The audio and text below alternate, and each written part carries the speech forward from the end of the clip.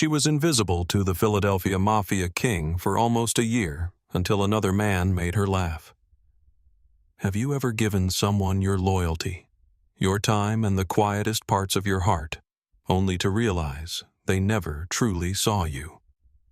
On a freezing morning above Market Street, Emma Reed sat behind the same polished desk answering calls for a man powerful enough to silence an entire floor. Luca Moretti passed her every day without stopping. She knew his schedule, his enemies, and the exact sound of his footsteps. To him, she was simply part of the machinery that kept his empire moving. Then Noah Blake handed her a coffee and made her smile. One laugh brought Luca out of his office and awakened something far more dangerous than desire. Stay until the end, because this story reveals what happens when love becomes a weakness in a world built on fear, like the video and comment where you are watching from. That laugh had lasted only a few seconds. To Luca Moretti, it sounded like the first crack in a wall he had spent almost a year building. But 11 months earlier, when Emma Reed first stepped onto the executive floor of Moretti Harbor in Transit, Luca had not looked at her long enough to know the color of her eyes. Philadelphia was drowning in summer rain that morning. Water rushed along the curbs of Market Street, carrying paper cups and wilted leaves toward the storm drains. Buses sighed at crowded stops. Tires cut through flooded intersections, spraying the legs of anyone standing too close to the street. Emma arrived at the tower 6 minutes early with wet shoes, damp hair, and a navy blazer she had bought from a resale shop 3 days before. The sleeves were slightly too long. She had folded them inward and pressed the fabric flat with her fingers on the train. The building rose above her in black glass, so polished that the rain appeared to slide down an endless sheet of night. She stood beneath the awning for one breath, gripping the strap of her worn leather bag. "You need this job," she whispered. It was not encouragement. It was a fact. Her mother's hospital bills still arrived twice a month. The rent on Emma's small apartment had increased again. Her savings could survive another 6 weeks, maybe 7, if she stopped buying anything that did not come in a can. She walked through the revolving doors. The lobby smelled of stone coffee and expensive perfume. Security guards in dark suits stood behind a desk made of polished brass and black marble. Employees crossed the floor with badges swinging from their necks, moving quickly without appearing rushed. Nobody looked lost. Emma felt lost immediately. A receptionist with silver glasses gave her a temporary badge. "Executive offices are on 42. Emma thanked her and stepped into the elevator. As the doors closed, she caught her reflection in the mirrored wall. Brown hair twisted into a careful knot, small gold earrings that had belonged to her grandmother. A face that looked calmer than she felt. She lifted her chin. The elevator climbed. At the 38th floor, the woman beside her stopped talking. At 40, a man put away his phone. When the doors opened on 42, everyone stepped aside before Emma understood why. 3 men were waiting in the corridor. The first was Dominic Hale. Emma did not know his name yet, but she noticed the way he watched the elevator before looking at the people inside it. Broad shoulders, dark suit. No visible weapon, though something about his posture made her certain he carried one. The second man held a leather folder. The third was Luca Moretti. He was taller than Emma had expected from the photographs on the company website. His charcoal suit fit with severe precision. His dark hair was brushed back from a face that seemed carved from restraint. There was no impatience in him, no wasted movement. He did not need to demand space. People gave it to him before he arrived. Emma stepped aside. Luca entered the elevator while speaking to Dominic. "Move the Baltimore call to 10. Russo comes first. Russo is already waiting. Then he has learned patience. The elevator doors began to close. For half a second, Luca's gaze passed over Emma. Not into her eyes. Over her. A temporary badge, a wet blazer. A woman standing where he needed to walk. Then the doors sealed him away. Emma remained in the corridor listening to the elevator descend. A woman seated behind the reception desk looked up. "You must be Emma Reed." "Yes, I'm Claire." "Floor administration." Claire was in her early 40s with perfect red lipstick and the tired expression of someone who had explained the same danger too many times. She collected Emma's paperwork and led her toward a desk positioned outside a pair of dark walnut doors. "This is yours." Emma looked at the desk. It faced the executive floor, with Luca's office directly behind it and a wall of windows overlooking the city. The Delaware River cut through the distance like a strip of dull silver. The desk itself was spotless. Too spotless. No photographs, no pens, no forgotten coffee ring. It looked less like a place where someone worked and more like a place someone had recently abandoned. Claire placed a folder beside the keyboard. "Mr. Moretti's previous coordinator left on Friday." Emma glanced at the empty drawers. "Did she find another job?" Claire paused. "She found another floor." Emma waited. Claire lowered her voice. "She lasted 6 weeks. And the person before her, 3 months." Emma looked toward Luca's closed office. "What happened?" "Nothing happened." Claire said it too quickly. Then she began pointing out the phone system. "Mr. Moretti does not repeat instructions. He does not like unnecessary meetings. He does not take personal calls through the main line. Never schedule anyone before 8 unless Dominic approves it." Emma opened her notebook. Claire continued. "Do not interrupt when the privacy glass is dark. Do not send anyone through the private elevator. Do not open black folders. If Dominic says close the floor, close it without asking why." Emma wrote every word. Claire watched her. "You are actually taking notes. I like knowing the rules. The rules change. Then I'll update the notes." For the first time, Claire smiled. "You might last." By 8:30, Emma had logged into the calendar system. By 9, she understood why the previous coordinator had left. Luca's schedule was not a schedule. It was controlled disaster. 3 meetings had been booked for the same hour. Legal wanted approval on a waterfront acquisition. A city councilman demanded an emergency call. Someone from the Baltimore terminal had sent 7 messages marked urgent, each more urgent than the last. A man from investor relations appeared at Emma's desk and dropped a file beside her keyboard. "Moretti needs this before 10. He already has a meeting at 10. Then give it to him before." "What is it?" The man looked at her temporary badge. "Something above your clearance." Emma placed one hand on the file. "If I cannot know what it is, I cannot tell him why it matters." The man frowned. "Just put it on his desk. He is not in his office." "Then wait." Emma looked at the closed doors. "Where is he?" The man gave a humorless laugh. "You are going to have a very difficult week." He walked away. Emma opened the calendar again. At 9:17, Dominic appeared from the private elevator. Emma stood. "Mr. Hale." His eyes moved to her notebook, then to the 3 blinking lines on her phone. "You know who I am. I read the executive directory. Most people read it after they make a mistake. I prefer reading before." Something almost amused moved through his expression. "Where is Luca?" Emma hesitated. "I was hoping you could tell me." Dominic stopped. "He didn't give you his location?" "No. His former assistant usually knew." "She is not here." His gaze sharpened slightly. Emma continued before nerves could slow her. "He has a council call at 9:30, a legal briefing at 10, and a port operations meeting at 10:15. Baltimore has called 7 times. Investor Relations left a document they refused to identify. I cannot decide what moves without knowing where he is or which matter has priority." Dominic stared at her for a long second. "Cancel the council call. Can I give a reason?" "Tell them he has an internal emergency." "Does he?" "He always does." "Legal or port operations?" "Port operations." And the unidentified file, Dominic picked it up, checked the label, and handed it back. Burn it. Emma looked at him. His face remained blank. Then one corner of his mouth shifted.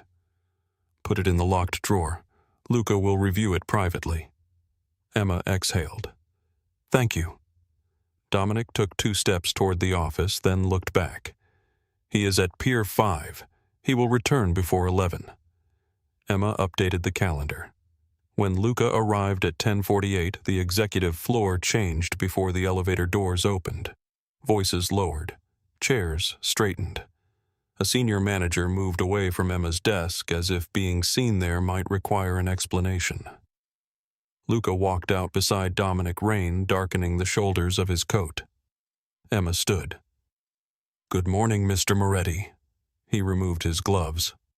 Morning. His eyes remained on Dominic. Emma held out a folder. Port operations is in conference room B. Legal moved to 11:30.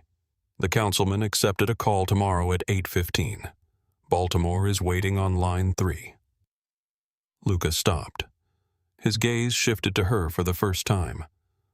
Why did legal move? The port issue affects today's shipments. Legal's deadline is tomorrow. Who made that decision? I did. The corridor became quiet. Emma felt Claire watching from the reception desk. Luca looked at the folder in her hands, then at the calendar displayed on her monitor. Baltimore called 7 times. Yes. Did they give a reason? No, but the 4th message mentioned missing seals on 2 containers. Dominic's expression changed. Luca took the folder. Move Baltimore into conference room B. They are calling from the terminal.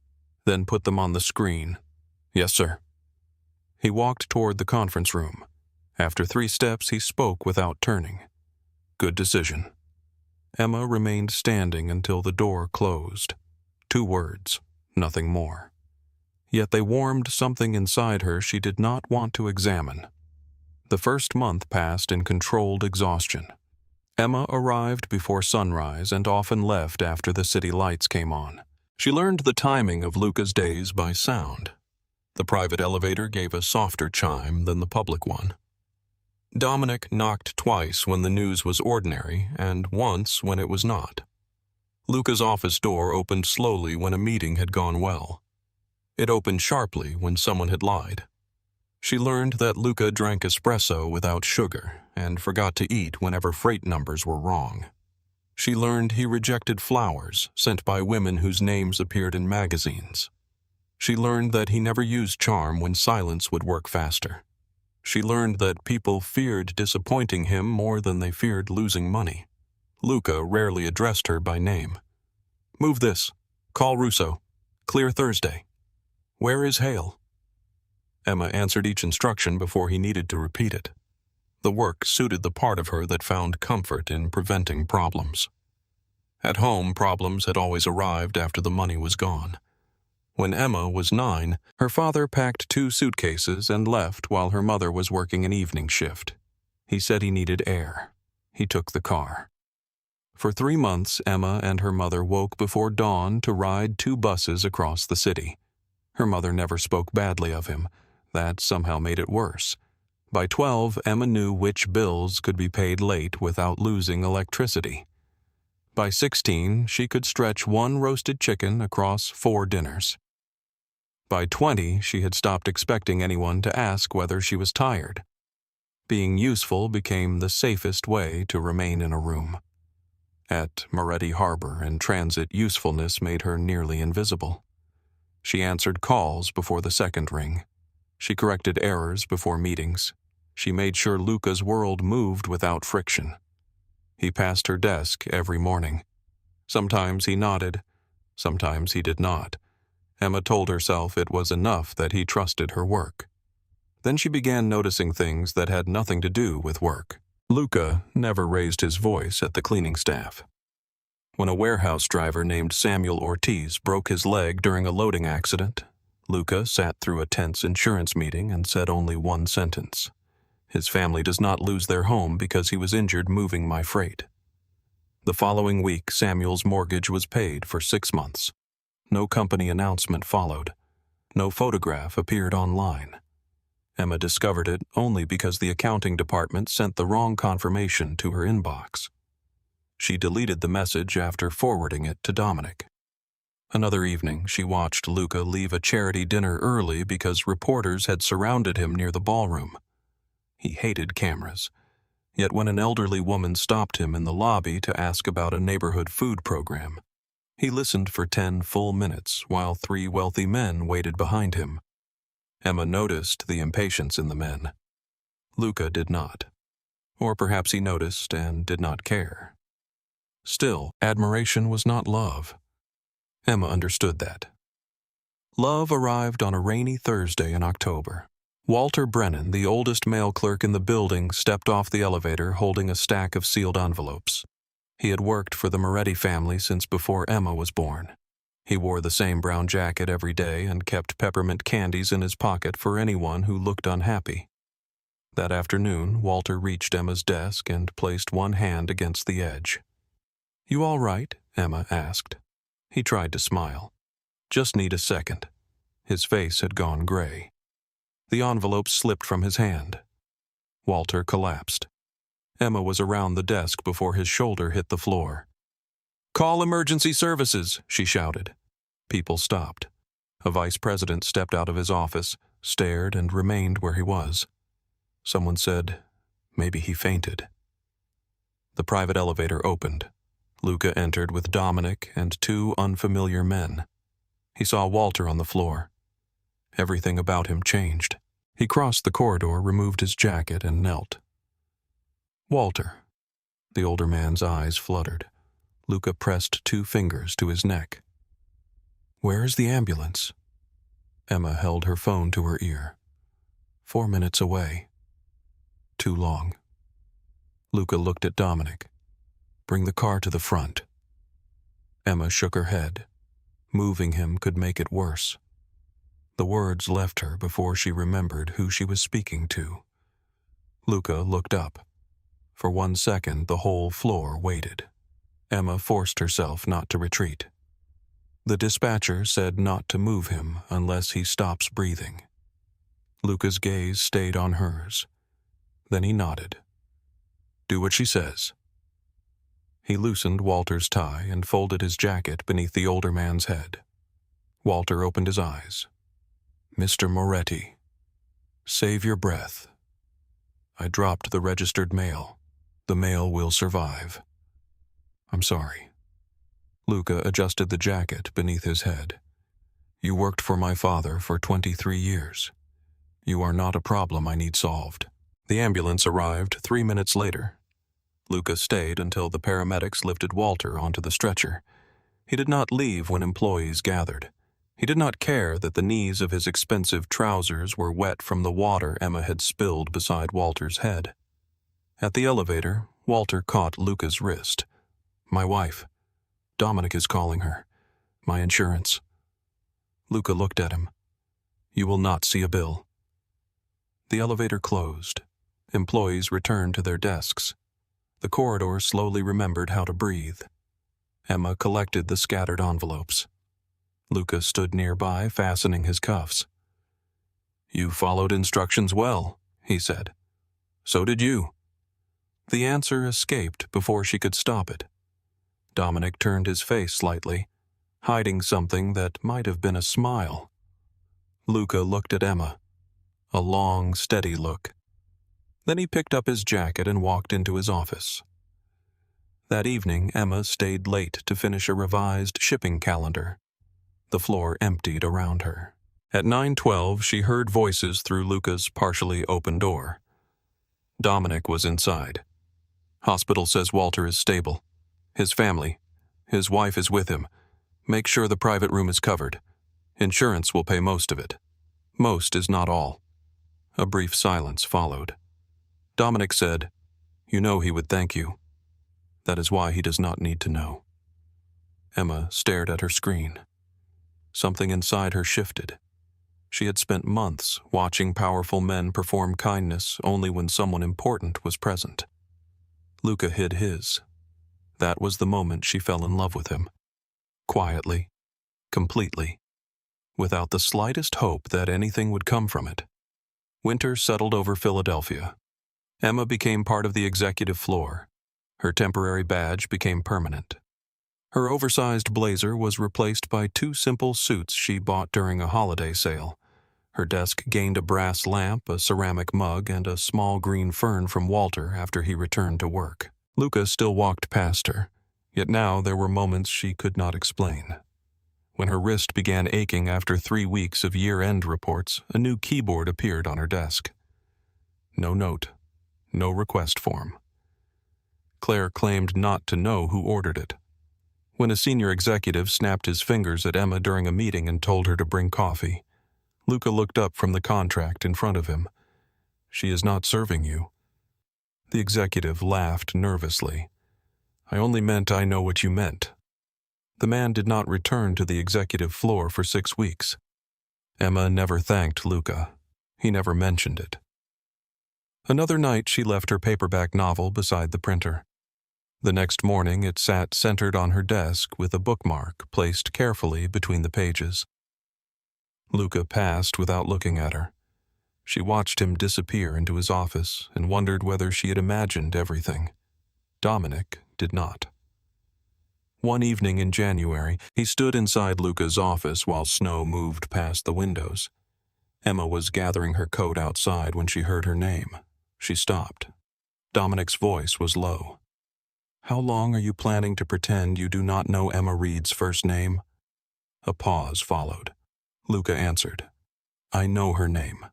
"Then use it." "No, because she has a mother in Northeast Philadelphia, takes the 712 train lives alone, and still believes the private elevator is only for executive travel." Emma's hand froze on her coat. Dominic spoke more quietly. "You have been watching her. I watch everyone near me. No, you investigate everyone near you. Watching is different." Silence. Then Luca said, "She is safer outside that door. She is already outside the door. That is the point." Emma stepped away before either man could emerge. Her heart beat painfully against her ribs. For the next week, Luca became colder. He stopped pausing near her desk. He sent instructions through email even when he was 10 feet away. Emma understood enough to be hurt and not enough to know why. Then Noah Blake began appearing on the executive floor. He was part of the team updating the building's security cameras. He had sandy brown hair, an easy grin, and the rare ability to speak around powerful people without shrinking.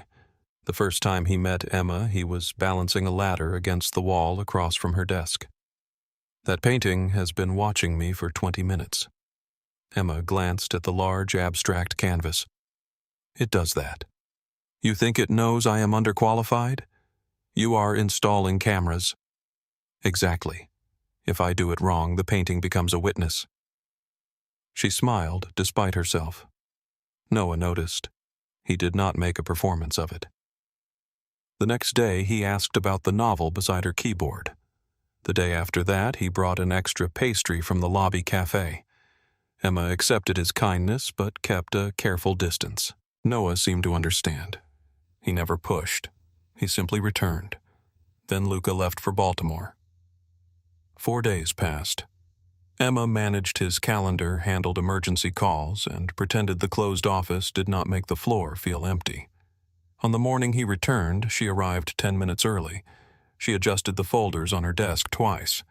At 8:37, the private elevator opened. Dominic stepped out first. Luca followed in a dark coat, reading a message on his phone. Emma stood. "Good morning, Mr. Moretti." He gave a distracted nod and walked past her. No pause, no eye contact, no sign that 4 days had meant anything to him. Emma sat down slowly. Hope had always embarrassed her more than disappointment. 12 minutes later, Noah appeared with 2 coffee cups. "Tell me you have not had one yet. I need one heroic act before 9. Emma looked at the cup he placed beside her keyboard. 1 cream, 2 sugars? I pay attention." The words reached the bruise Luca had pressed without even looking at her. Noah glanced at the abstract painting. "I finally figured out what it is. Emma lifted an eyebrow. What, somebody dropped spaghetti on a tax return? She tried not to laugh.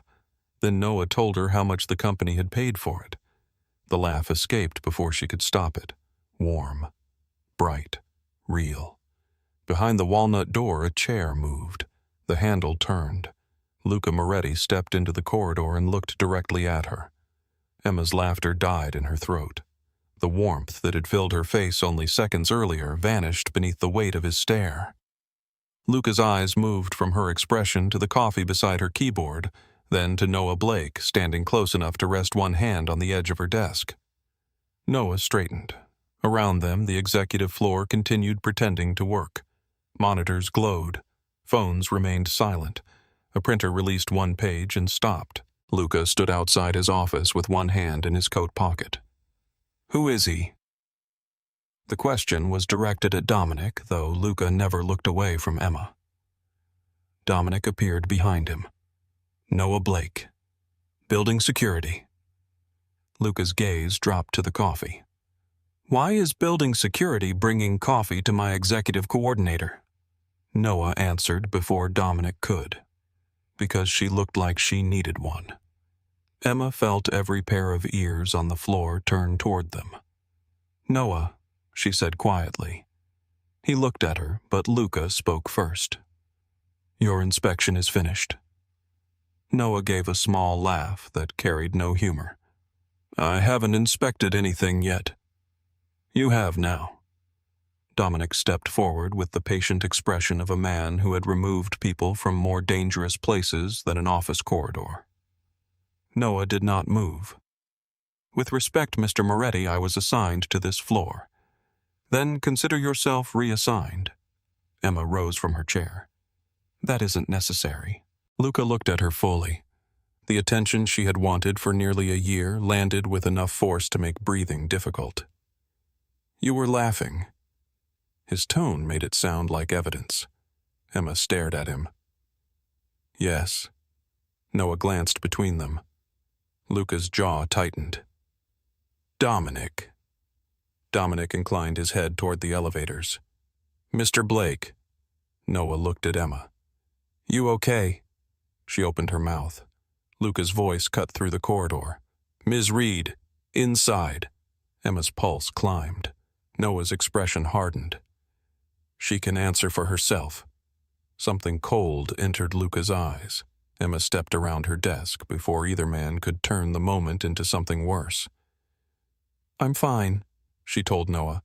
"I'll talk to you later." Luca's gaze shifted to her. "No, you won't." The words were quiet. That made them worse. Emma turned toward him. "You do not decide who I speak to."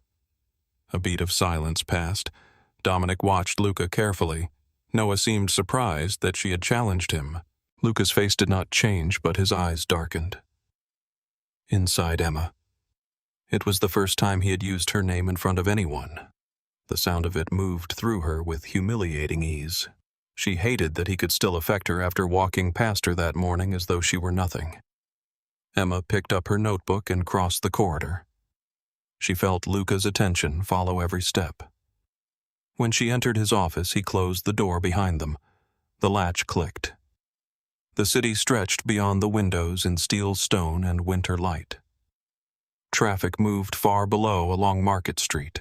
The river reflected a pale strip of sky. Emma remained near the door.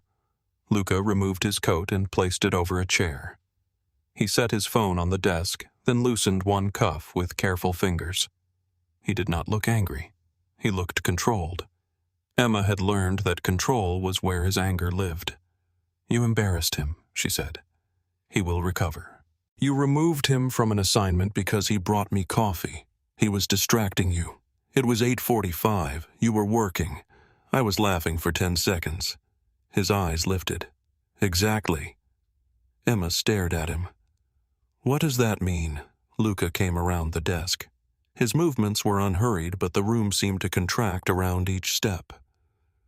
"I have walked past your desk every day for 11 months. I know. You organize my meetings. You answer my calls. You solve problems before anyone tells me they exist. That is my job. In all that time, I have never heard you laugh like that." Emma's fingers tightened around the notebook. Maybe no one here gave me a reason. A muscle moved near Luca's jaw, and he did. It was not a question.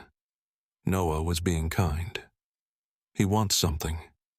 Everyone wants something. Luca stopped a few feet away. "Not from you." Emma looked at him in disbelief. "You cannot possibly believe that. I know men." "You do not know me." The words came out sharper than she intended. Luca went still. Emma continued before courage left her. "You know my schedule. You know which folders I prepare and which calls I send through. You know I sit outside that door because you need someone to make your life easier." Her voice lowered. "But you do not know me." His gaze moved slowly over her face. No. I know you arrive 12 minutes early when you are worried." Emma said nothing.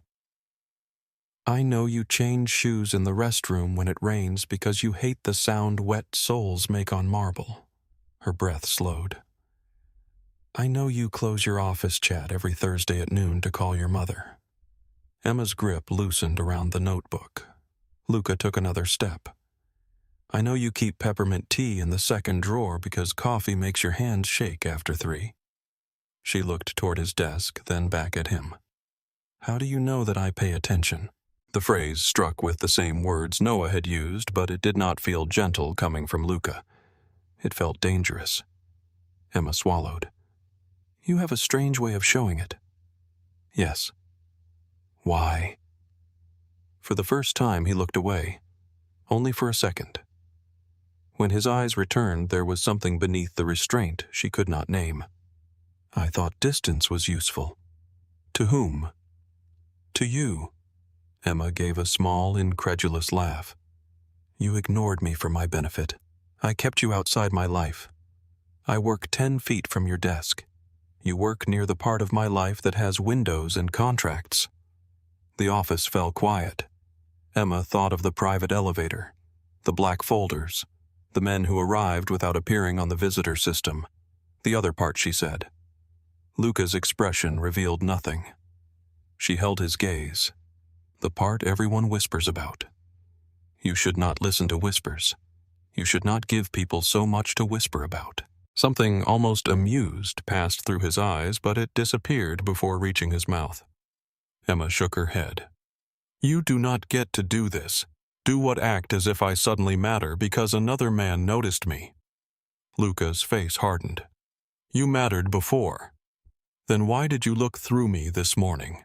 His silence answered more honestly than words could have. Emma felt the old ache return.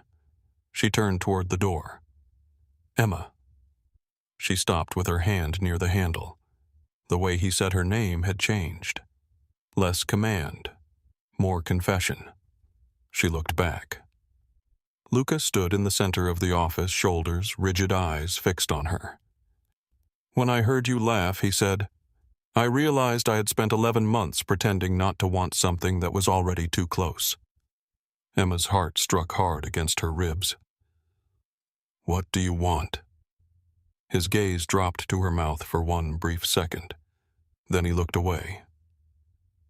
"You may go." The dismissal felt like a door closing in her face. Emma stared at him. "That is all? It is enough? For you, maybe?" She opened the door and stepped into the corridor before he could see how badly her hands were shaking. No one looked up directly. That made their attention more obvious. Emma returned to her desk. Noah was gone. The coffee remained beside her keyboard, slowly cooling. She sat down and opened the first folder she touched. The words blurred. Across the corridor, Luca's office door closed. For the rest of the day, he communicated through brief emails. Move legal to 11. Call Dominic. Cancel dinner. He did not pass her desk again. Emma left the building after dark with his words repeating in her mind. Something already too close. She rode the train home beneath fluorescent lights while strangers stared at their phones and shook snow from their coats. Her reflection floated in the dark window. She wanted to believe Luca had finally admitted what she had dreamed about for months. She also wanted to be angry enough not to care. Her apartment felt smaller when she entered it. The radiator clicked. A cabinet door hung slightly open. Her mother had left a voicemail asking whether Emma could visit on Sunday. Everything remained exactly as it had been that morning. Emma did not. She slept badly. At 7:20 the next day, she entered the executive floor and stopped. Her desk was gone. The brass lamp was gone. Her chair was gone. The monitor, telephone, notebooks, and small fern Walter had given her were gone. Only a clean rectangle remained on the carpet. For one confused second, Emma believed she had stepped onto the wrong floor. Then Claire appeared from behind the reception desk. "I was told not to call you." Emma stared at the empty space. "Where is my desk?" Claire looked toward Luca's office. The glass wall was clear. Inside, a second workstation stood 6 feet from Luca's desk. Emma saw her lamp, her files, her fern. Dominic emerged from the private elevator carrying a black folder. He followed her gaze. "Morning. You knew." "Yes, and you said nothing." "I enjoy being employed." Emma pointed toward the office. "He cannot move my entire workspace overnight." Dominic looked at the empty carpet. "He appears to have managed it. Does this concern you deeply?" His expression remained completely serious. Emma could not decide whether he was mocking her. She crossed the corridor and opened Luca's door without knocking. He was reading a contract. "You moved my desk." Luca turned one page. "Yes, you did not ask me." "No." She waited for more. None came. Emma shut the door. "Everyone is staring. They will become tired. You moved me into your office the morning after you sent a security officer away for speaking to me." "He was not sent away for speaking. He brought me coffee. He leaned over your desk. That is not a crime." "No, it is an irritation." Emma folded her arms. "This is not romantic." Luca finally looked up. "I did not say it was. It is controlling." Something sharpened in his face. "Then tell me to move it back." The offer surprised her. She studied him. "Would you—" "No." Her mouth opened. Luca returned his attention to the contract. Emma stood there in disbelief. "Do you enjoy being impossible?" "Rarely." That sounded like a yes. The corner of his mouth shifted. It was not a smile, but it came close enough to unsettle her. He gestured toward the new desk. "Sit down, Emma. I have work to do." "So do I." "My work was outside. Your work is where I decide executive operations function best." She narrowed her eyes. That almost sounded professional. It was an effort. Emma looked at the workstation. Her computer was already logged in. Her notebooks had been arranged exactly as she kept them. Someone had placed her tea in the second drawer. She set down her bag. "This does not mean I approve." "I know." She sat. The chair gave a soft creak. Luca lifted his eyes from the contract and looked at her. Not past her. At her. Emma opened her email. For the first hour, the room settled into an uneasy rhythm. Calls arrived, documents moved. Luca spoke to department heads in a calm voice that made grown men apologize before he accused them of anything.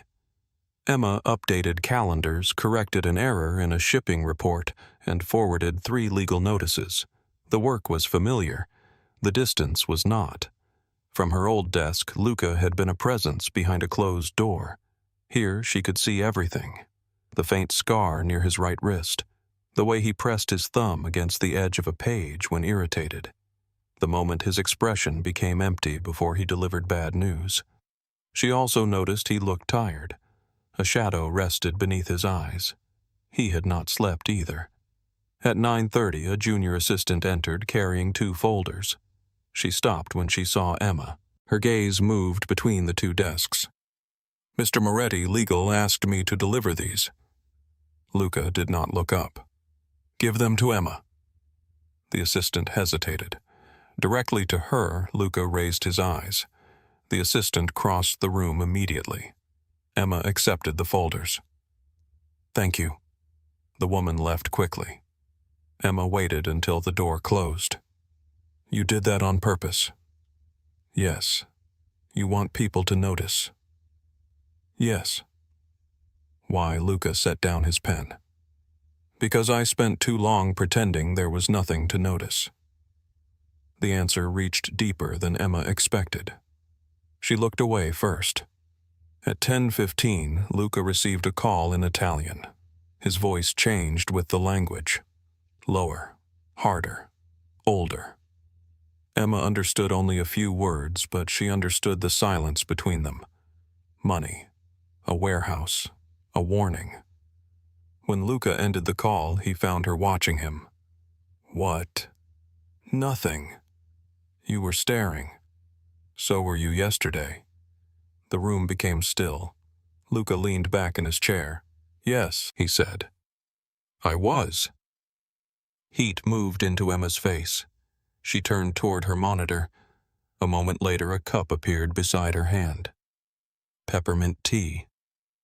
She looked at it, then at him. "You made this?" "No." "Of course not. I instructed someone." "That sounds more believable." "You have not eaten. How would you know you become impatient when you are hungry?" "I am impatient because you moved my desk. You were impatient before that." Emma bit back a smile. Luca saw it anyway. Something softened in his expression. "You think this is funny?" she asked. "I think you are. That may be the first nice thing you have ever said to me." "No." His voice became quieter. "It is the first one you believed." Emma looked down at the tea. The words settled in the parts of her that had spent years expecting nothing. At noon, lunch arrived on a cart, 2 plates, grilled fish, vegetables, bread, sparkling water. Emma glanced toward the door. "I can eat somewhere else." "No. That is not a reason. It is a complete sentence. You cannot answer everything with no." Luca stood. "Watch me." He moved to the round table near the windows. Emma stared at him for a moment, then followed. They sat across from each other with Philadelphia spread below them. For several minutes only the quiet sound of silverware filled the room. Emma could feel his attention even when he was looking at his plate. She set down her fork. "You said yesterday that you looked at me too late." Luca lifted his eyes. "That is not the same as saying I never looked." "Then when did you start?" He took a slow drink of water. "The week you arrived." Emma laughed softly. "That is not true. You corrected my Baltimore schedule on your first morning.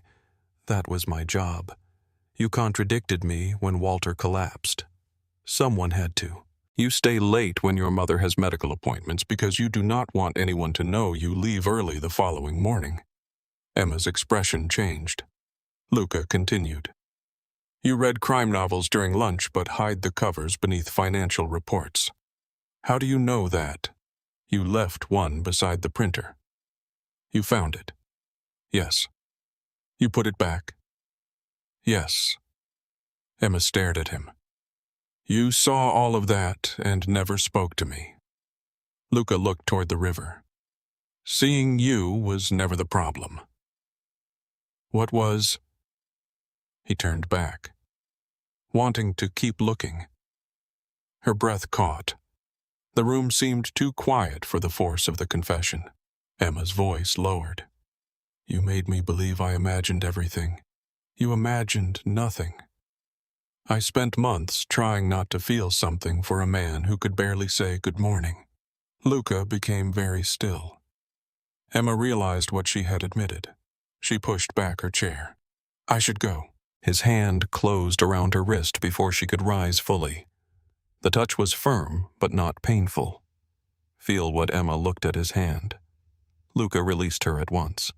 She remained standing. It does not matter. It matters to me. It did not matter yesterday. That was yesterday.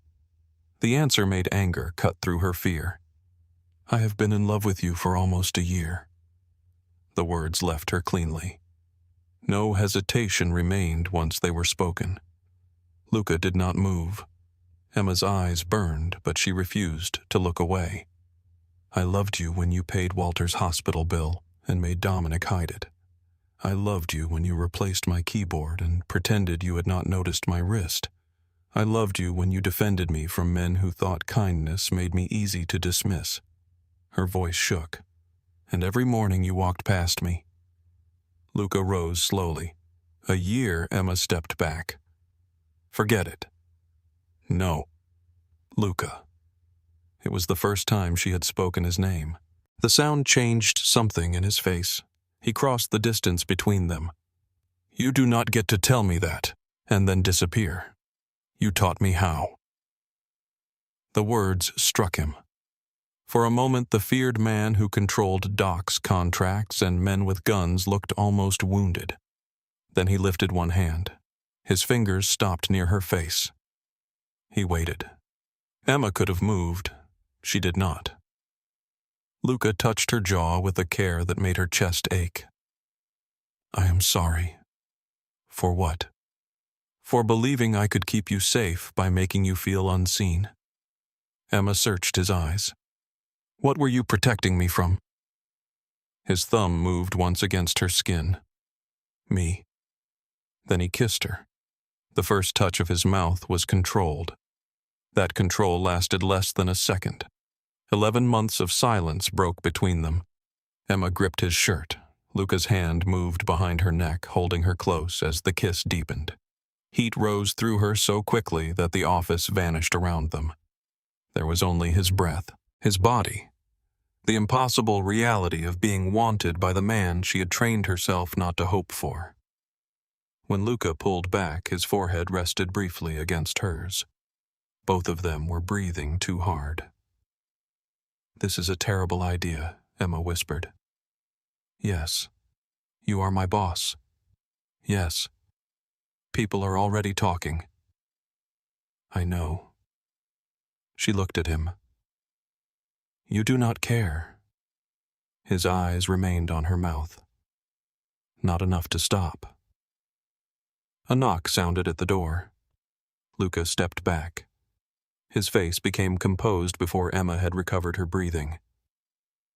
Come in. Dominic entered. His gaze moved from Luca to Emma, then to the untouched lunch. One eyebrow lifted slightly. Am I interrupting? No, Luca said. Yes, Emma said at the same time. Dominic looked toward the windows. I will pretend those answers agree. He held a sealed white envelope. His expression was different now. No amusement, no patience. Someone was asking questions in the lobby. Luca's attention sharpened. What kind of questions? Dominic looked at Emma. Her name, her address, her schedule? The warmth drained from the room. Luca took the envelope. Who asked man using a false company badge? He left when security pressed him. Emma folded her arms around herself. It could be someone from the press. No, Dominic said. Luca opened the envelope. Inside was a photograph. His face became stone. Emma moved closer. What is it? Luca tried to fold the picture before she could see it. She took it from his hand. The photograph showed her leaving her apartment building at 7:12 the previous evening. Her blue coat was buttoned to her throat. Her face was turned toward the street. The number above the entrance was clearly visible. A time had been written in red ink beneath the image. On the back were 4 words. Pretty thing for a careful man. Emma's fingers went cold. How long have they been watching me? Luca did not answer. She looked up. The man who had kissed her moments earlier was gone. In his place stood the Luca Moretti. People whispered about when the doors were closed. He pressed the intercom. Lock the floor. Then he looked at Dominic. Find the man. Dominic nodded once. Emma held the photograph between trembling fingers. Luca, who sent this. His gaze returned to her face. For the first time since she had known him, she saw fear in his eyes. Not fear for himself, fear for her. Emma had spent almost a year wishing Luca Moretti would show the world she mattered to him. Now the world knew, and it had answered. Emma stood inside Luca's office with the photograph trembling between her fingers. The woman in the image looked ordinary. Blue coat, hair pulled back, one hand inside her pocket against the cold. She was halfway down the steps of her apartment building, looking toward the street as though the worst thing waiting for her was another delayed train. Someone had been watching from across the road, close enough to see her face, patient enough to learn her routine. Emma turned the photograph over again. Pretty thing for a careful man. The words had been written in narrow black ink. There was no anger in them, no threat made openly. That frightened her more. Luca took the photograph from her hand and placed it face down on his desk. Dominic, clear the floor. Dominic reached for his phone. Already happening. No one leaves without being checked. No one enters. I'll close the elevators and pull every camera from the lobby, street entrance, and loading level. Dominic nodded. Emma looked between them. You both know what this means. Luca's eyes remained on the photograph. Yes. Then tell me. He looked at Dominic. Give us the room. Dominic hesitated. It was subtle, but Emma saw it. Luca saw it too. Now. Dominic left and closed the door. A second later, the glass walls darkened from clear to smoky gray. The office became a sealed chamber above the city. Employees on the other side disappeared into shadows. Emma wrapped her arms around herself. Who sent it? Luca moved around his desk slowly. There is a man named Victor Sloan. The name meant nothing to her, but Luca spoke it like a wound that had never healed properly. He controls several labor groups near the southern docks, construction crews, private shipping yards, men who move cargo after midnight and never record what was inside. Your competitor? No. The answer came immediately. Emma held his gaze. Your enemy. Luca stopped a few feet from her. Victor inherited an old organization from his uncle. For years, our families kept distance. His people stayed south. Mine controlled the river contracts and northern routes. What changed a federal freight agreement? Emma remembered the folders she had prepared for the port expansion. New customs technology, increased government oversight, warehouses that would handle international cargo under exclusive contracts. The harbor modernization project, she said. Luca nodded once. Sloan wants access. And you refused. I offered him a legal subcontract. He wanted control. So he sent someone to follow me.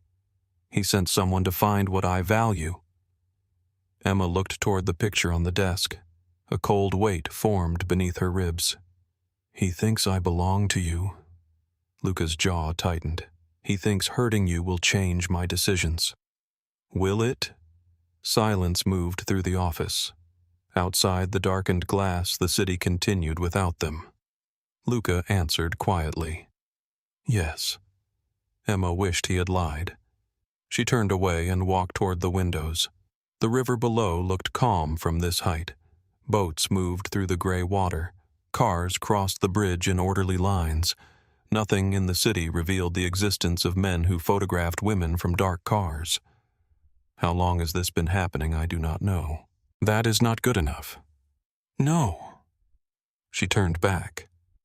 You said you kept me outside your life to protect me. I did. You moved my desk into your office this morning. I know. You kissed me. His expression changed, but only slightly. I know. And now someone knows where I sleep. Every word sharpened the next. Luca came closer. This did not begin this morning. Emma stopped. What? The photograph was taken last night. Yes. But men like Sloan do not identify a weakness, assign surveillance, and prepare a message in a few hours. Emma looked at the picture.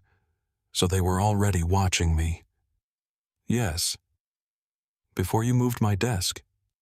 Yes. A different fear entered her now. Not sudden danger. Patient danger. The kind that had existed beside her while she walked to work, bought groceries, and stood at her kitchen window without closing the blinds. How would they know Luca's eyes hardened? That is what Dominic is finding out. Emma reached for the photograph again. Luca placed one hand over it. No. I need to see the time. You have seen enough. Her eyes lifted. Move your hand. Emma, you promised nothing.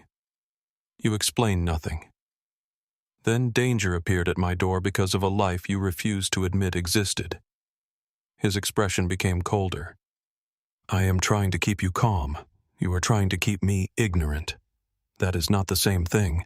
It feels exactly the same from where I am standing. Luca remained still. Emma touched the back of his hand and pushed it aside. For 1 second he resisted. Then he let her take the photograph. She studied the red time written under the image. 7:12 in the evening. The night before, she had left the building at 6:36. She had taken the train north, stopped at a small grocery store, and reached her apartment just after 7. Someone knew which route she used. Someone knew when she would arrive. Emma's mouth went dry. Did they follow me from here? Possibly. Or they already knew where I lived. Yes. Is my address in company records? Yes. Who can see it? Human resources. Payroll. Certain security managers. Emma looked toward the smoked glass. This could be someone inside the company. Luca's eyes sharpened. That possibility is being handled. Handled how you do not need the details. Anger rose quickly enough to cut through fear. You do not get to say that anymore. Luca's face became unreadable. You are standing in my office holding proof that someone knows where I live. You just told me they may be inside the company where I work. Details are no longer optional. He studied her for a long moment. Then he nodded. It was small, reluctant, but real. Dominic is reviewing access logs. He will check every person who opened your personnel file calendar and security profile during the past 6 months. And if he finds someone, we determine who they spoke to. That is not what I asked. Luca said nothing. Emma already knew the answer would belong to the world behind the private elevator, the world that did not use courts unless courts were useful. She placed the photograph on the desk. What happens now? You do not return to your apartment. The sentence came too easily. Emma stared at him.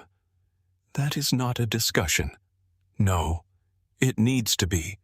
It does not. The quiet certainty in his voice ignited something inside her.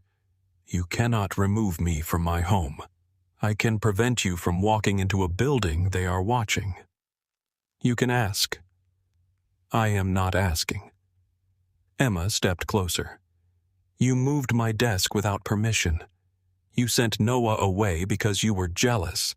Now you are deciding where I sleep. Because men with cameras know your address. That does not erase my right to choose. Luca's control thinned. Choice means nothing if the wrong decision gets you killed. And protection means nothing if I become a prisoner. The words struck him. His eyes changed. Emma saw the anger in him, but beneath it was something more frightening. Panic. He took the photograph and held it between them. They know your coat. They know your building. They know what time you come home. His voice remained low, but each word carried force. They may know which window belongs to you. They may know the grocery store you use. They may know when your mother calls. Emma's breath caught. Luca saw it. He lowered the photograph. I cannot secure that apartment before tonight. I cannot trust the lobby cameras. I cannot trust the street. I cannot place men around the building without telling every neighbor that something is wrong. Emma looked away. Her apartment appeared in her mind. The narrow kitchen, the broken cabinet hinge, the small plant above the sink, the blanket her mother had given her. Ordinary things, safe things, or things that had only felt safe because she had never known anyone was watching. Where do you expect me to go? My residence? She looked at him again. Your home. Yes. That is not less complicated. It is protected by the people who failed to notice I was being followed. His face hardened. My private security is not building security. Are you certain the difference matters? Luca did not answer immediately. That hesitation unsettled her. Emma folded her arms. If I go, I have conditions. No. She gave him a cold look. Then I do not go. Luca moved closer until only a few feet remained between them.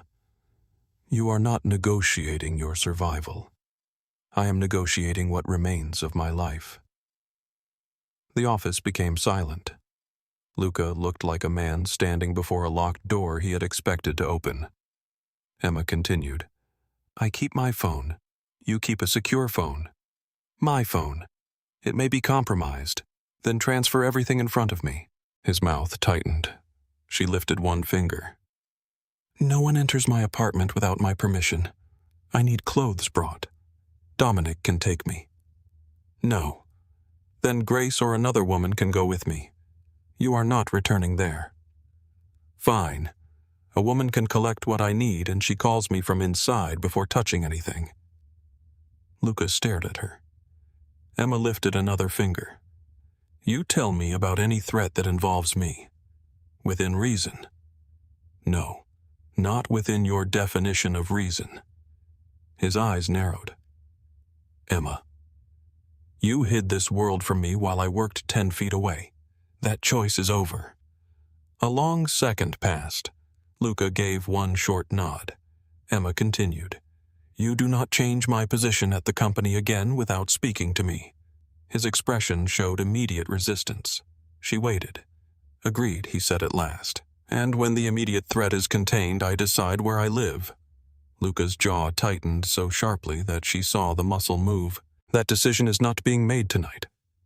I did not say tonight. He looked toward the window, then back at her. Agreed. Emma exhaled. Luca placed the photograph inside the envelope. Are you finished? For now. His mouth shifted faintly. You negotiate like an attorney. I schedule attorneys. I know how long they talk before saying something useful. Something almost warm touched his face. It vanished when Dominic knocked and entered. The floor is secure. Luca returned to his desk. What did you find? Lobby cameras caught the man entering at 9:17. He used a temporary badge issued under Stanton Marine Consulting. Does the company exist? Number vehicle dark sedan. Plates were stolen from a car in Camden. Emma listened as Dominic placed a tablet on the desk. A blurred image showed a man in a baseball cap walking through the lobby. His face was angled away from the nearest camera. Dominic enlarged another frame. He knew camera placement. Former employee, Luca asked. Or someone received a map. Emma leaned closer. The man carried a visitor badge clipped to his coat. Who issued that? Dominic looked at her. Front desk system generated it. Someone approved the appointment. We are checking. Emma studied the tablet. What did he say when he asked about me?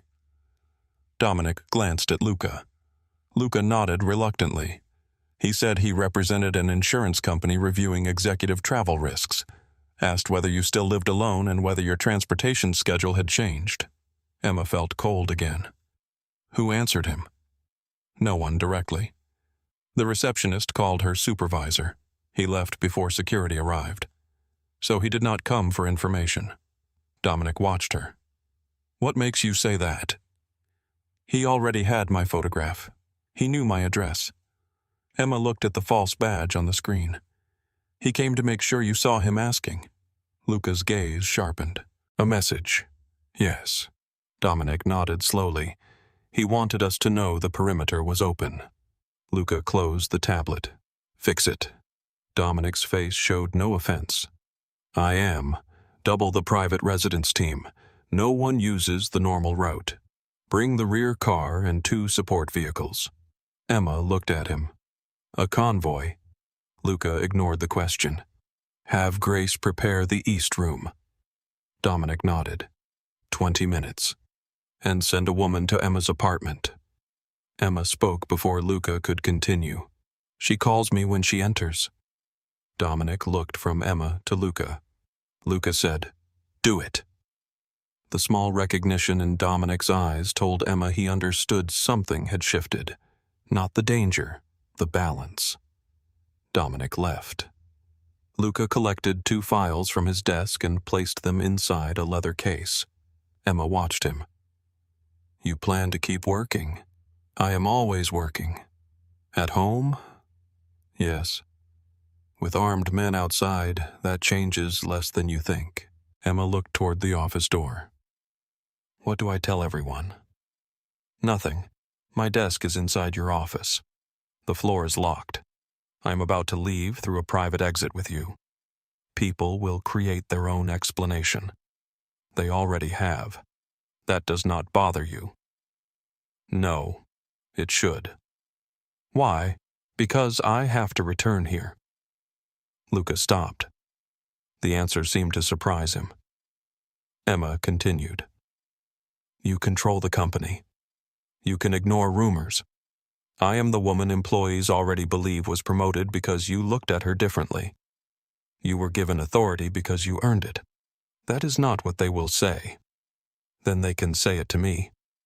She almost laughed. No one says anything to you. That is usually the point. It cannot always be the point. Luca studied her. You want me to issue a statement? No. Then what do you want? Emma looked at the second desk inside his office. I want my work to remain mine. His gaze followed hers.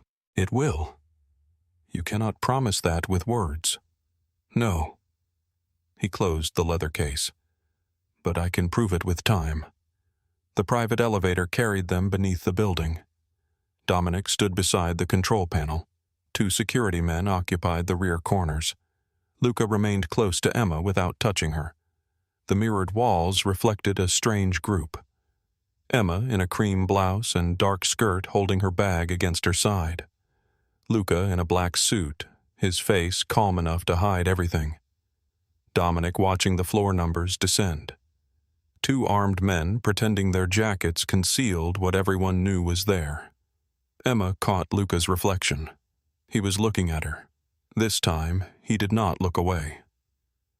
The elevator opened into a private parking level. A black sport utility vehicle waited near a concrete corridor. Another idled behind it. A third stood near the ramp. Emma stopped. This is excessive. Luca placed one hand near the small of her back without touching. No, this is visible. What is the difference? Excessive protection attracts attention. Visible protection tells people the cost of approaching. Dominic opened the rear door. Emma got inside. Luca followed. The vehicle smelled of leather and faint tobacco. The windows were dark enough to turn the parking garage into moving shadows. As the convoy climbed toward the street, Emma looked at her phone. 3 missed calls from Claire. 1 message from Noah. Are you all right? She stared at the words. Luca noticed. Who is it, Noah? His expression cooled. Emma turned the screen face down on her lap. He is concerned. He should be concerned about his assignment. You removed him from it. For a reason. Jealousy is not a security reason. No. The admission surprised her. Luca looked out the window. But somebody accessed your information through a security system. Until Dominic clears every employee, Blake is included. Emma picked up her phone again. You think Noah gave them my address? I think kindness does not make a man innocent, and jealousy does not make him guilty. Luca's gaze returned to her. You trust him. I trust what I have seen. That is not enough. It was enough for me to fall in love with you. The words changed the air inside the car. Dominic sat in the front passenger seat and became very interested in the road. Luca held Emma's gaze. No, he said quietly. It was not. She looked away first. The convoy moved through Center City beneath a low gray sky. Snow from the previous storm had turned dark at the curbs. People hurried past restaurants and pharmacies. A father carried a child across a wet intersection. A woman stood beneath an umbrella arguing into her phone. The city looked normal. Emma wondered how many dangerous things could exist inside an ordinary afternoon without being seen. Luca's residence occupied the upper floors of a private building near Rittenhouse Square. There was no name above the entrance, no uniformed doorman standing beneath a bright canopy, only limestone walls, dark windows, and a security camera mounted beside a steel door. The convoy entered through an underground garage. Dominic stepped out first. Luca waited until one of the guards opened Emma's door. Inside, the private elevator required Luca's handprint and a numeric code. Emma watched him enter both. How many people can access this floor 6? Who? Dominic. Grace. My physician. 2 security supervisors. Me. And now you. He reached into his coat and gave her a black access card. Emma looked at it. You prepared this already. I had it activated during the drive. Do you always move this quickly? When I am afraid. The honesty silenced her. The elevator opened into a wide entry hall. Warm light fell over dark wood floors. Paintings lined the walls, but unlike the expensive canvas at the office, these looked personal. Philadelphia streets in winter. The river at dusk. An old photograph of 3 children standing on the steps of a stone house. Emma noticed Luca in the photograph immediately. He was perhaps 14. Serious, even then. A younger girl stood beside him with one hand gripping his sleeve. Before Emma could ask, a woman entered from the hallway. She was in her late 50s with silver threaded through dark hair and the calm posture of someone who had survived years around powerful people. Mr. Moretti. Grace. Her eyes moved to Emma. No surprise appeared, though Emma sensed she noticed everything. This is Emma Reed, Luca said. Grace offered her hand. Welcome, Miss Reed. Emma is fine. Then Grace is fine as well. Her voice carried warmth without curiosity. Luca looked toward the staircase. She will use the east room. The room is ready. Emma looked at him. You asked before we arrived? I instructed. Grace's eyes moved between them. Mr. Moretti has always believed those words mean the same thing. Emma almost smiled. Luca did not. Grace, I prepared tea. That is not what I asked. It rarely is.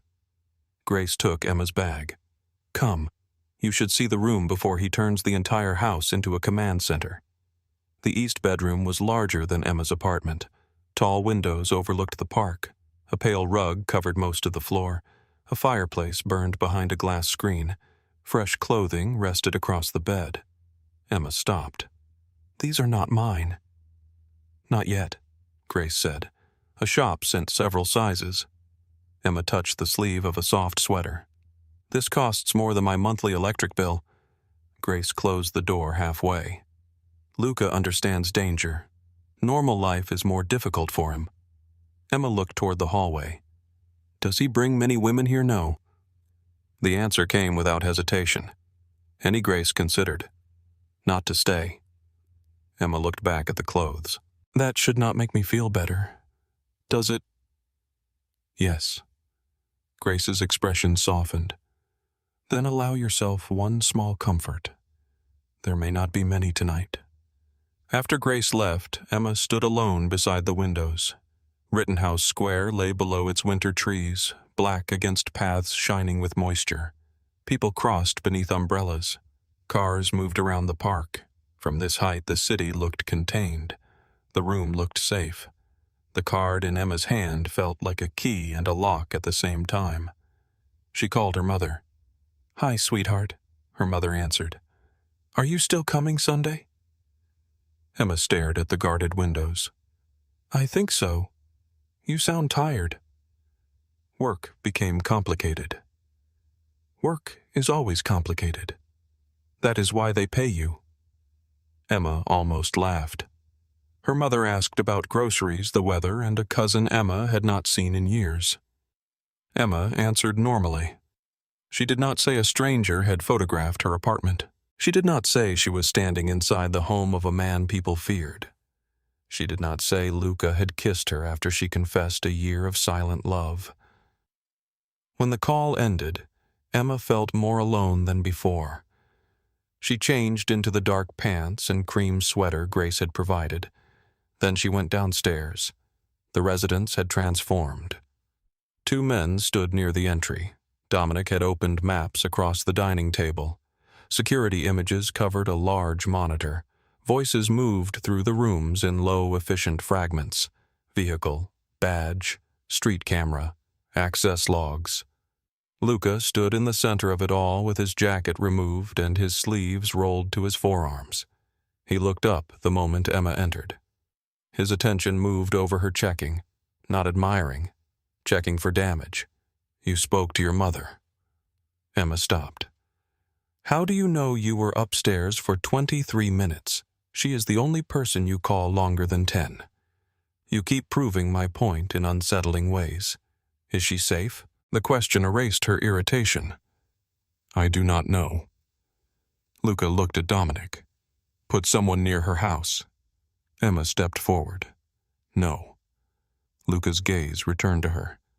"She may be exposed. Then tell me what you are doing before you place strangers outside her home. I am placing protection. You are placing armed men near a woman who does not know danger exists."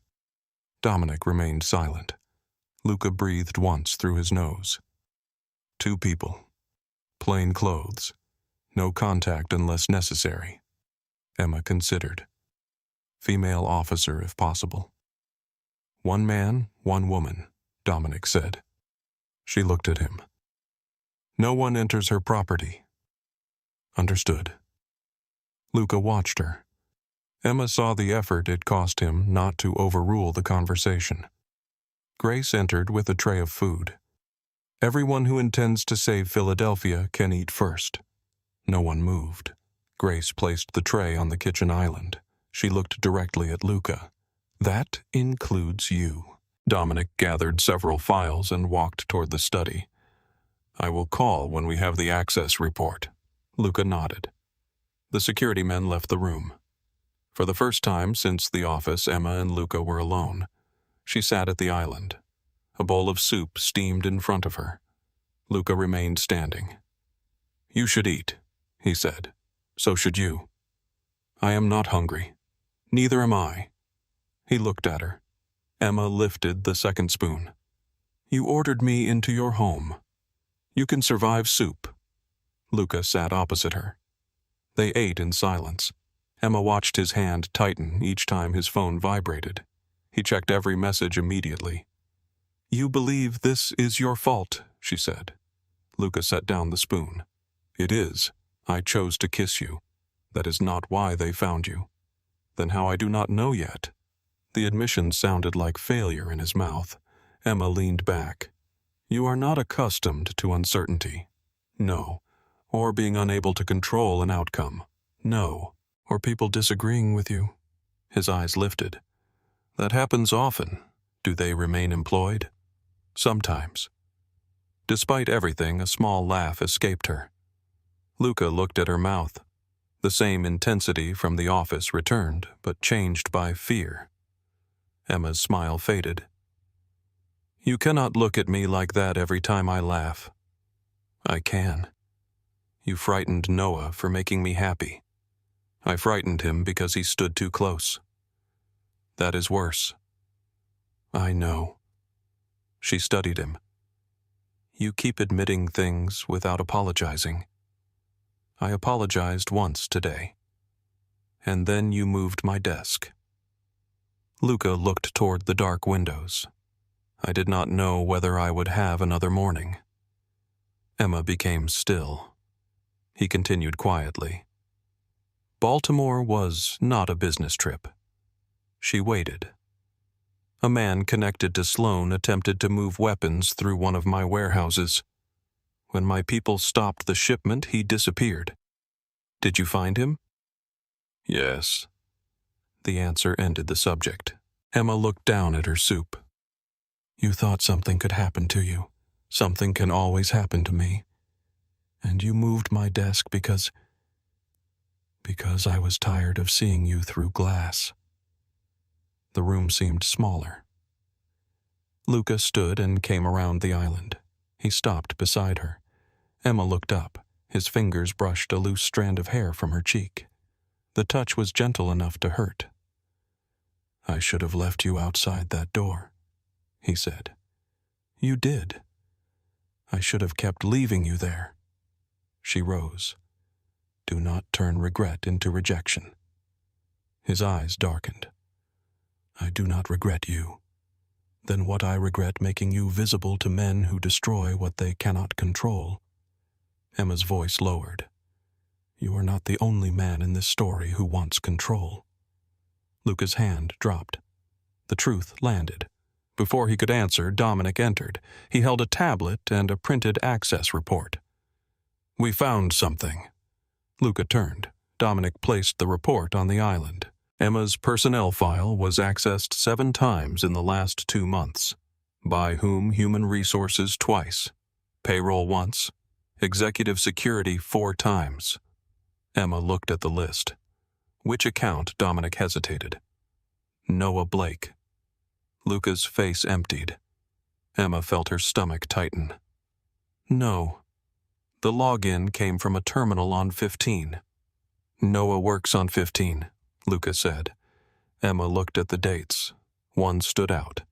This access happened at 6:18 in the morning. Dominic nodded. Noah's shift began at 8. Luca's gaze moved to her. That proves nothing. It proves someone could have used his account before he arrived, or he logged in remotely. Emma pointed to another date. This was the day he repaired cameras in the garage. He was with 2 technicians for most of the morning. Dominic studied her. How do you know? He signed an access request through my office.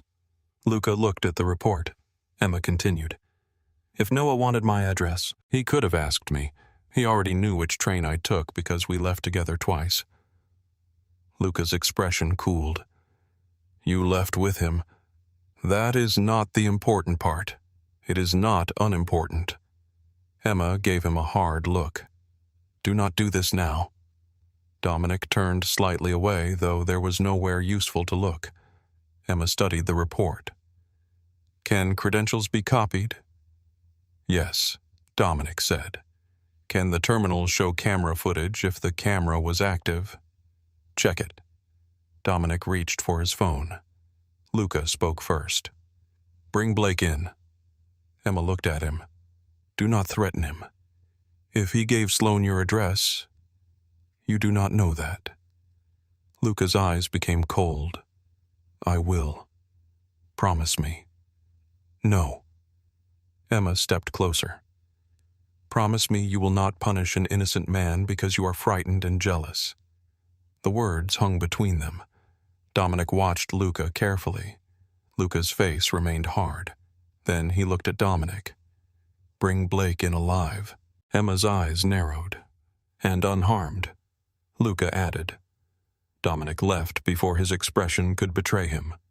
Emma exhaled. You make compromise sound like a death sentence. It often is. A phone rang inside the study.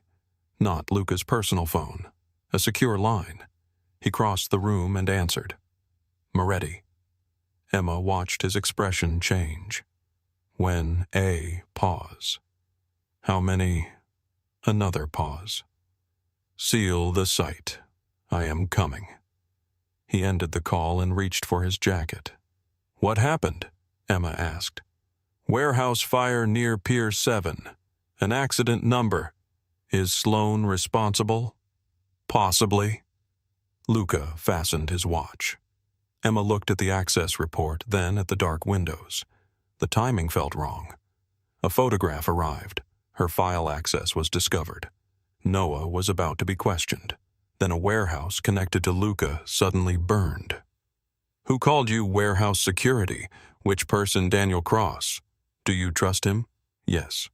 How did he identify himself? Luca stopped. Emma stepped toward him.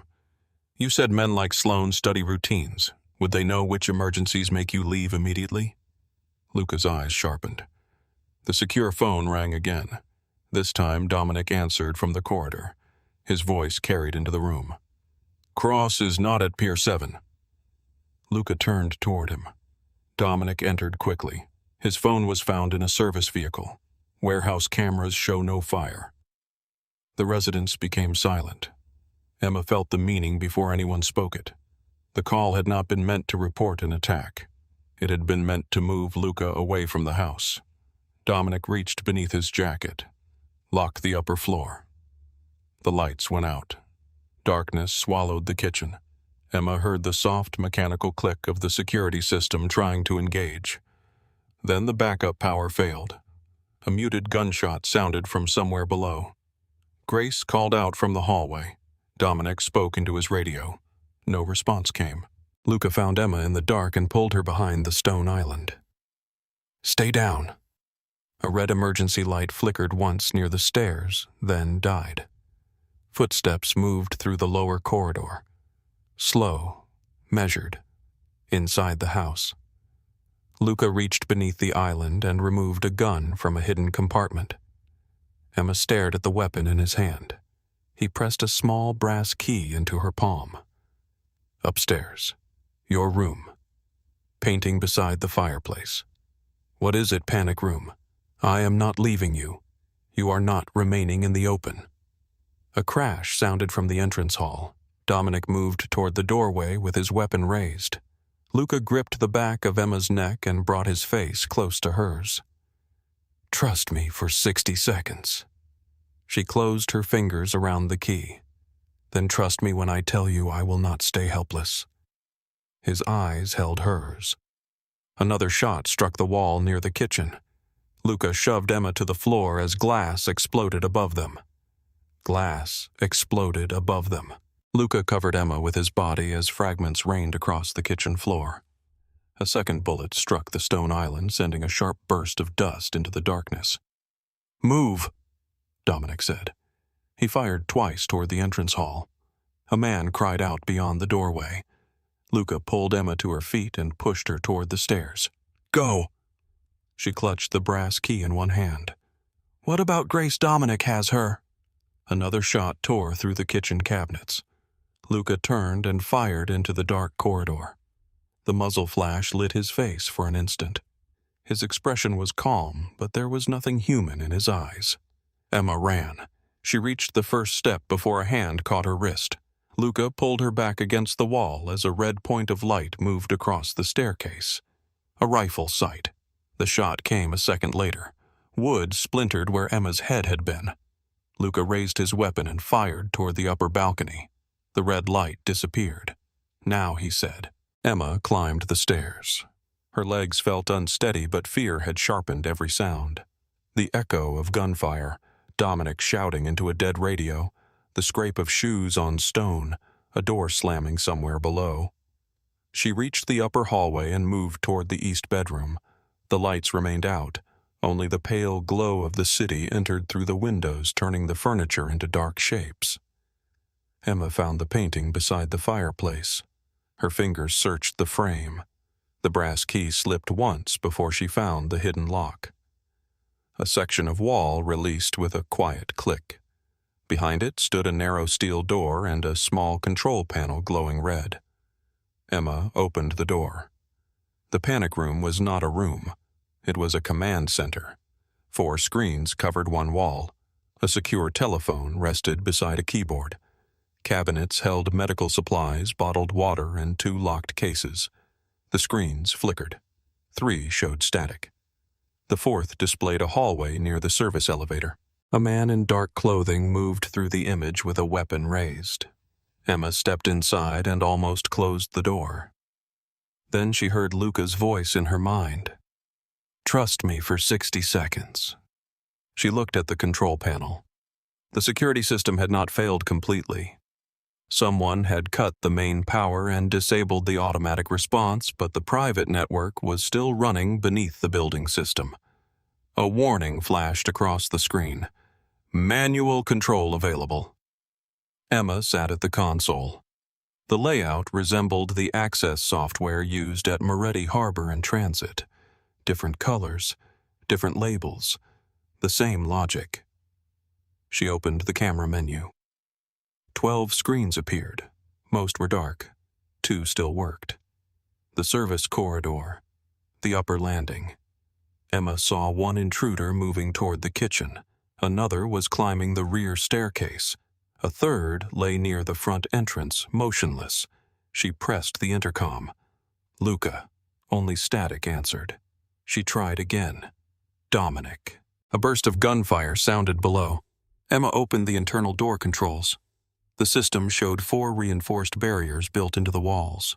Kitchen corridor, service hall, upper stairs, bedroom wing. She selected the service hall and pressed seal. A steel panel dropped from the ceiling. On the camera, the intruder spun as the corridor closed in front of him. He raised his weapon and fired at the barrier.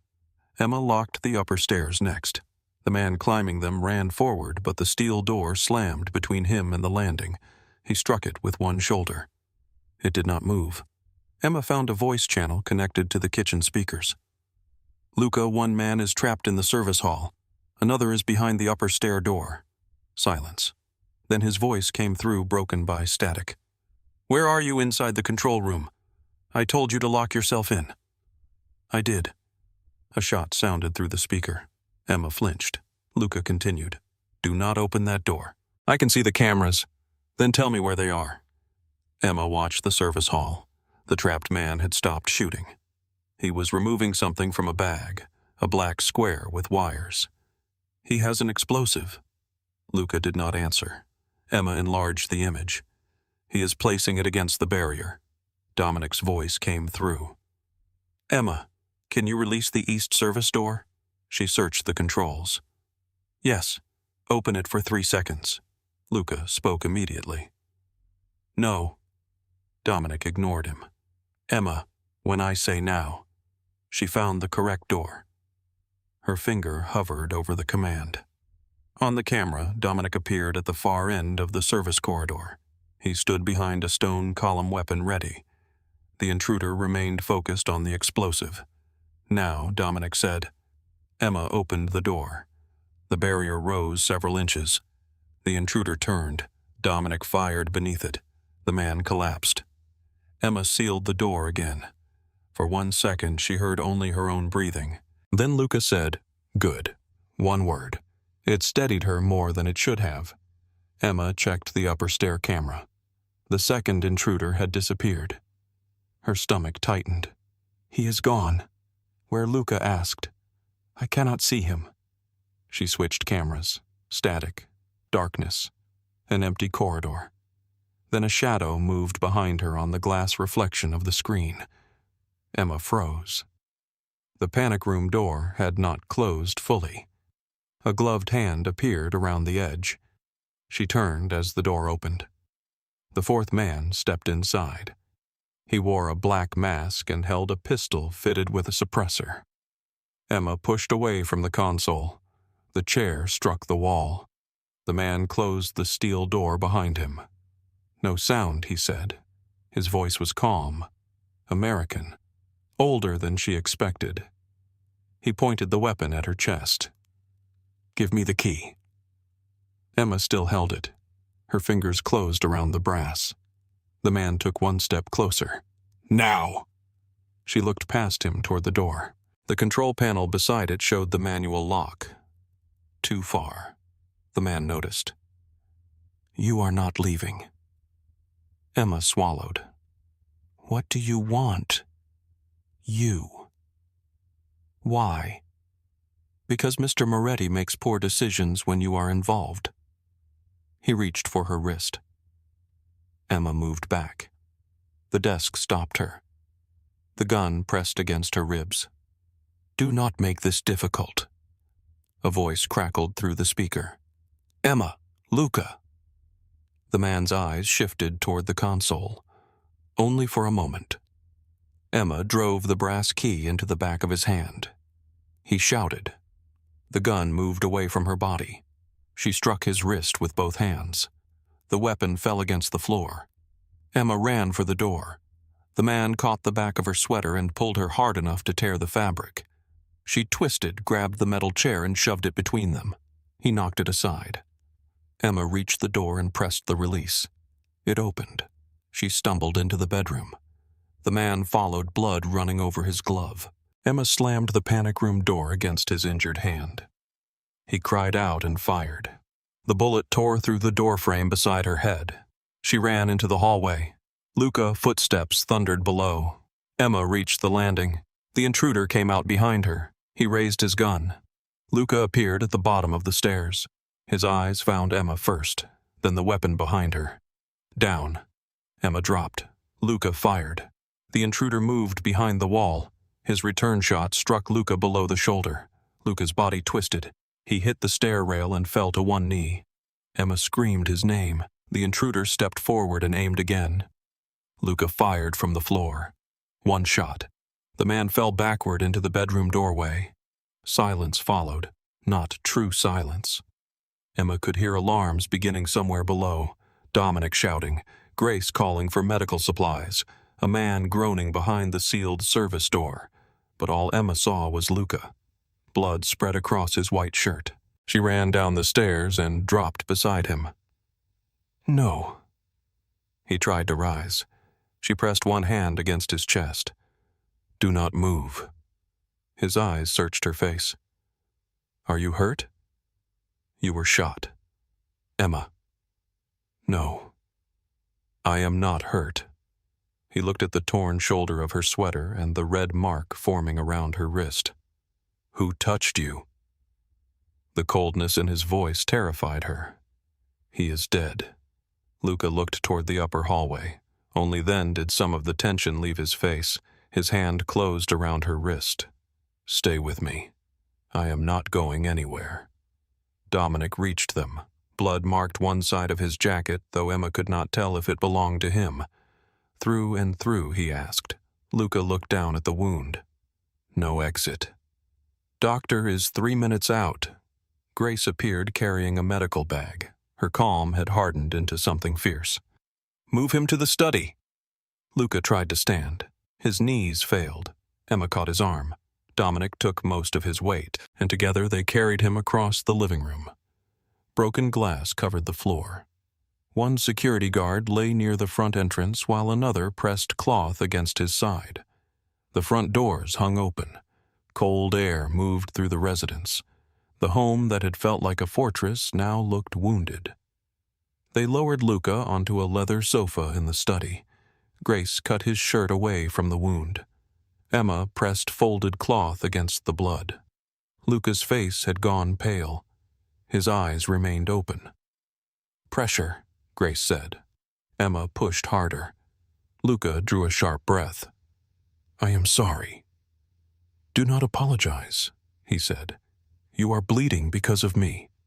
His hand covered hers. "No." The word was weak but absolute. "Because of them." Dominic stood near the door, speaking into a secure phone. "2 dead, 1 alive. Building locked. I want every employee contained until we know how they entered." Emma looked at Luca. "You knew there were 4. He gave the slightest nod. I counted 3. The 4th came through the panic room. His hand tightened over hers. "How?" The door did not close. "Did he hurt you?" "No." It was not entirely true. Her wrist burned. Her shoulder ached. Fear still moved through her body like electricity. Luca studied her face and knew. His eyes became darker. Emma leaned closer. "You cannot get angry enough to stop bleeding. Watch me." Despite everything, A broken laugh escaped her. Luca's mouth shifted faintly, then pain crossed his face. "Stay awake," Emma said. "I am awake. Tell me something." "What?" "Anything." His eyes held hers. "I hate that sweater." She stared at him. "It was in the room your staff prepared. It is torn, because a man tried to drag me backward." Luca attempted to rise. Grace pushed him down. "If you move again, I will sedate you before the doctor arrives." Luca looked at her. Grace did not blink. He stayed still. The private physician arrived with 2 assistants and a hard medical case. He was a thin man in his 60s named Dr. Aaron Bell. He examined the wound, checked Luca's breathing, and ordered everyone except Emma and Grace out. Dominic remained near the door. Dr. Bell looked at him. "That includes men who believe rules are decorative." Dominic left. The doctor gave Luca medication and began removing the bullet. Emma stayed beside the sofa. Luca's fingers remained around hers. The procedure lasted 27 minutes. Emma knew because she watched the clock whenever she could no longer watch the blood. At one point, Luca's grip loosened. Panic rose into her throat. Dr. Bell glanced at the monitor. "He is breathing. Why did he stop moving? He is sedated." Luca opened his eyes. "Not enough." Dr. Bell looked annoyed. "You are the reason physicians retire early." Emma bent close to Luca. "Let him work." His gaze found hers. The anger faded. "Doctor." Bell removed the bullet and dropped it into a metal tray. The sound was small. It carried through the room. The round missed the lung, he said. It damaged muscle and struck the edge of the shoulder blade. He was fortunate. Luca looked at Emma. "No." His voice was rough. She was. The doctor cleaned and closed the wound.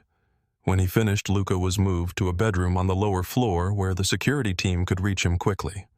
Emma sat beside the bed. Dawn had not arrived, but the dark outside the windows had begun to thin. Grace brought her a clean sweater. Emma did not change. Luca woke less than an hour later. His eyes opened slowly. They found Emma immediately. She was holding his hand. "You stayed." Her throat tightened. "You asked me to. You usually argue. I am saving my strength." "For what?" "For when you try to control everything again." A tired shadow of a smile touched his mouth. Then it disappeared. "You should leave Philadelphia." Emma looked at him. "There it is. I have property in Vermont. Security. No public records connecting it to me." "No." "Emma. You are barely awake and already arranging my life. You were attacked inside my home. So were you. That is different. Because you expect violence." "Yes. And I should simply disappear because you failed to keep it away from me." His face hardened. "I failed to keep you safe." Emma leaned closer. "No. You were shot, keeping me alive. That is not a distinction I care about." "I care." Luca looked toward the ceiling. The medication had weakened his control. Fear showed plainly now. Not the cold fear from the office. Something exhausted and human. "I heard the shot," he said. Emma remained silent. "I saw him behind you." His fingers tightened around hers. For 1 second, I believed I was too late. "You were not. I could have been, but you were not." His eyes returned to her. "You should be angry." "I am. You should leave. I am considering several things." A faint line appeared between his brows. What things? Emma's eyes burned. "Whether I can love a man who decides for me whenever he is afraid." Luca said nothing. whether being protected by you means losing every ordinary part of my life. His breathing slowed. Whether I will ever enter a room with you without someone deciding I am your weakness. You are not weak. That is not what I said. I know. Emma looked at the bandage beneath his shoulder. You made me visible, Luca. Then you tried to hide me inside your house. I did not know another way. That does not make it the right way. No.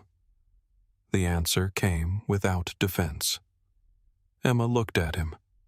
He lifted her hand and pressed it weakly against his chest. His heartbeat moved beneath her palm. I love you. The words were quiet. There was no command inside them. No possession. Only truth stripped of its armor. Emma stopped breathing. Luca continued.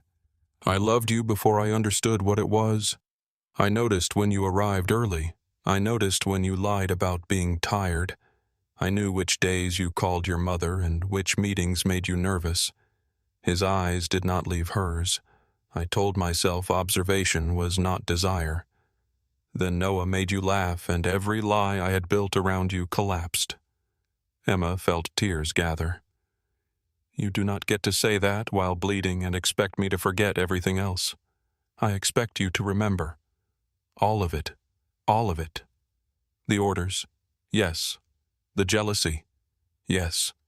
The way you ignored me because it was easier than asking what I wanted. Pain moved through his expression, and it had nothing to do with the wound. Yes. Emma pressed her lips together. I love you too. Luca closed his eyes.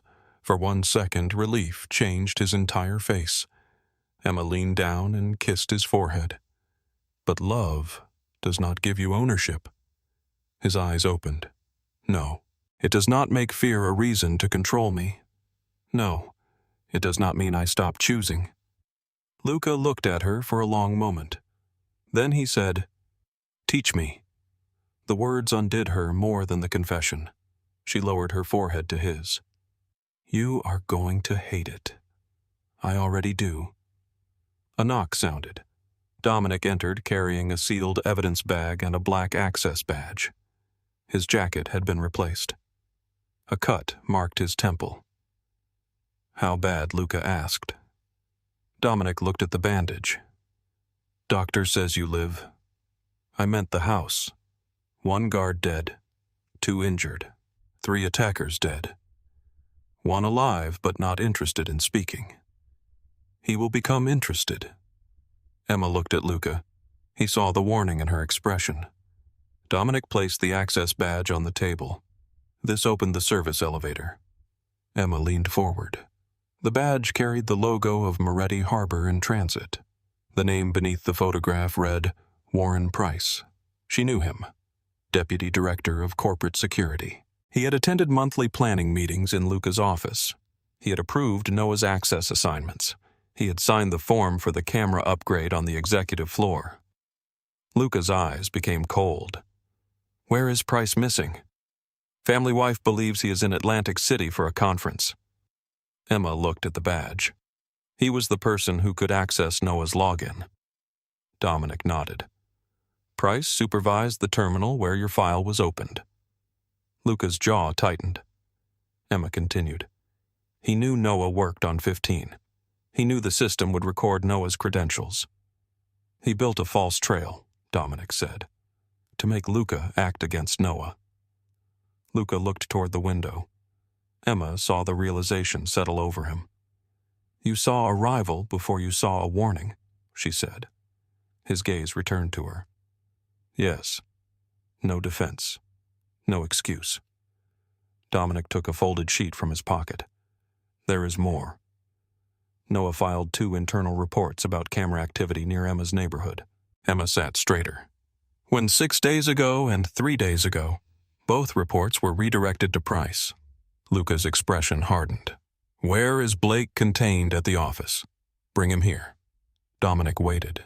Luca looked at Emma. Safely. Dominic nodded and left. Noah arrived 40 minutes later under escort. His coat was wrinkled and anger had replaced the easy warmth Emma knew. He entered the bedroom, saw Luca in bed, then looked at Emma's torn sweater. What happened? 4 men entered the building, Emma said. Noah's face changed. Are you hurt? No. His eyes moved to Luca. You, Luca answered without emotion. I have been better. Noah looked at the security guards beside the door. Am I under arrest? No, Dominic said. Then why did 3 men remove me from an office and take my phone? Luca looked at the guards. Leave us. Dominic remained. The others left. Noah crossed his arms. I reported the camera issue. We know Emma said. They told me it was a system error. Warren Price redirected your reports, Dominic said. Noah's anger cooled into concentration. Price. You suspected him? Luca asked. I suspected somebody was using my access. Why did you message Emma instead of coming to me? Noah looked directly at Luca. Because every time I came near her, you treated me like a threat. The room became quiet. Luca did not react. Noah continued. I thought if I walked into your office and said someone might be watching Emma, you would decide I was trying to get close to her. You were trying to get close to her. Yes. The honesty landed without shame. But I was not trying to hurt her. Emma looked at Noah. What did you see? He moved toward the table where Dominic had placed a map.